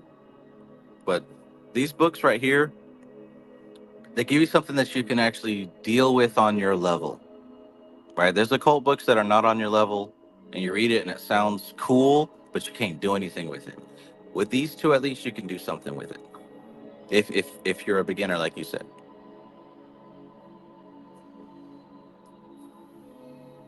So yeah, the Magician, Libernal and Psychonaut. Read the Kabbalion to get yourself some theory, some like an overlay of these hermetic principles. You don't want to get too many books. Like even though I talk about a lot of books, what I'm starting to see is that a lot of these books are just uh, going into detail on specific concepts. But as a beginner, you really want the fundamentals. You want the fundamentals. Get the Magician, get Libernal and Psychonaut. Look for an author called Ophiel, Ophiel.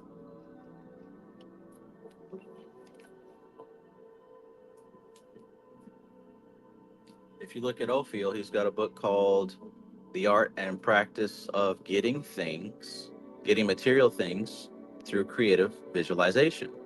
Get that. This is a fundamental style book. Ophiel, see his name? Check that author out. Like these are going to give you practical stuff. There's other books that are just going to be like, you know, get that.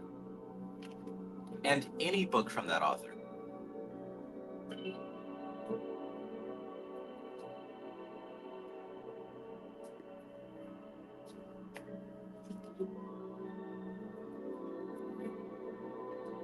Watch my older videos. I've been doing this for several years, and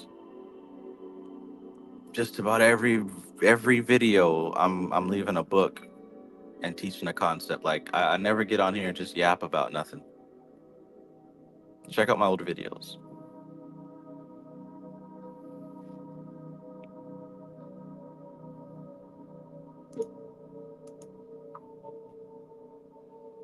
Zero says following your content is greater than any other thing in social media. You have a really great things that I always want to learn, and you really make my life better. Even my English is better. Nice, nice. That's what's up, man. That's what's up.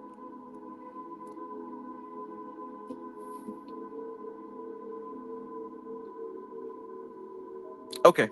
All right, so that's the end. We did the readings. Um, if you would like a reading, I'll catch you next week. Wednesday, we do this. Since I'm coming back to social media again, I guess we'll, start keeping these things at 8 o'clock instead of 11. I will see you all Saturday evening. We will continue reading Stalking the Wild Pendulum. I believe we're on chapter 6 or something like that. Stalking the Wild Pendulum. Saturday evening. This is going to be 8 o'clock p.m. Eastern Time. We're back at it. And very, very soon, maybe right after that or maybe a little bit after that, we're going to be doing my annual book study of the Mystical Kabbalah. Now that's the one right there. That's the one right there.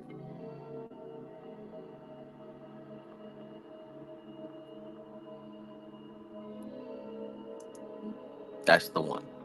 Okay, so appreciate you guys being here. Thank you so much. Thank you so much. This is always fun for me. Hope it's always fun for you.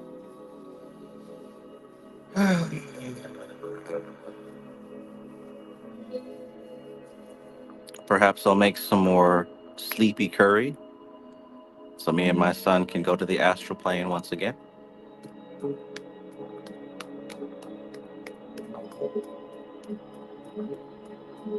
My brother told me that Fortnite has a new map today, so might jump on that.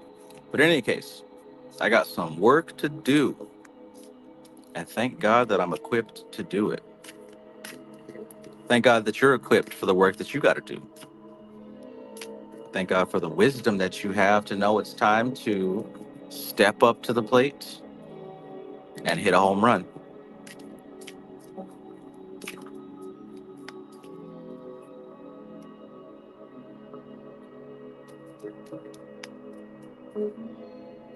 All right, y'all. That's that. I'm out. If you have any ideas of what you'd like to see on my channel, any requests, please, I'm asking you, leave a comment, right? Shades of Shay 888 and anybody else, like if listen, this is how we do this stuff on YouTube. If you have like a specific request, if you have like something that you want to learn more about, some type of content that you want to see that you believe that I can help you with, leave a comment so that I can see it. And if it makes sense, I'll make a video about it. I'll make some information. And if I can't do that, at least I'll respond to you in the comments and say, hey, this is where you can find some information about that. So if you're somebody who perhaps there's something in your spiritual journey that you're having problems with, that you're not really accomplishing as well as you'd like to accomplish, leave a comment. That helps me because I can see what kind of issues people are dealing with. All right? So do that. Do that.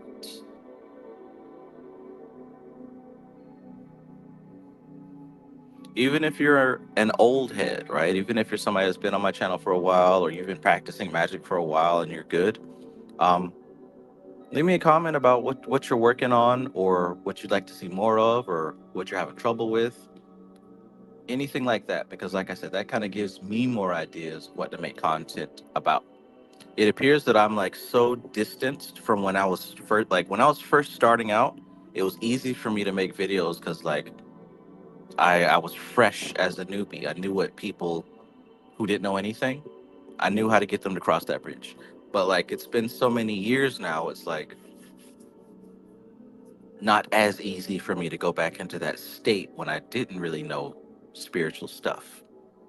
So if you're still in that state, it helps me a lot to leave a suggestion.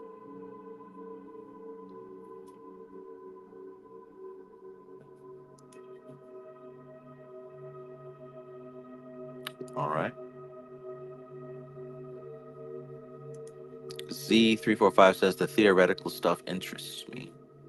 All right. Well, please leave a comment about what that means, and hopefully I can work with that.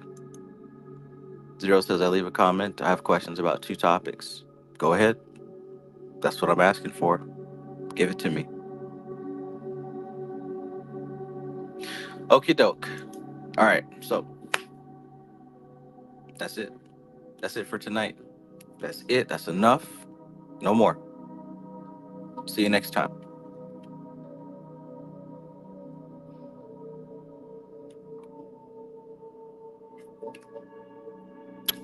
You see this?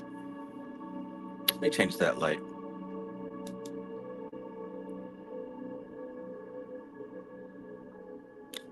You see this fancy tumbler? Ah, it doesn't sparkle as good. In any case, I'll see y'all next time.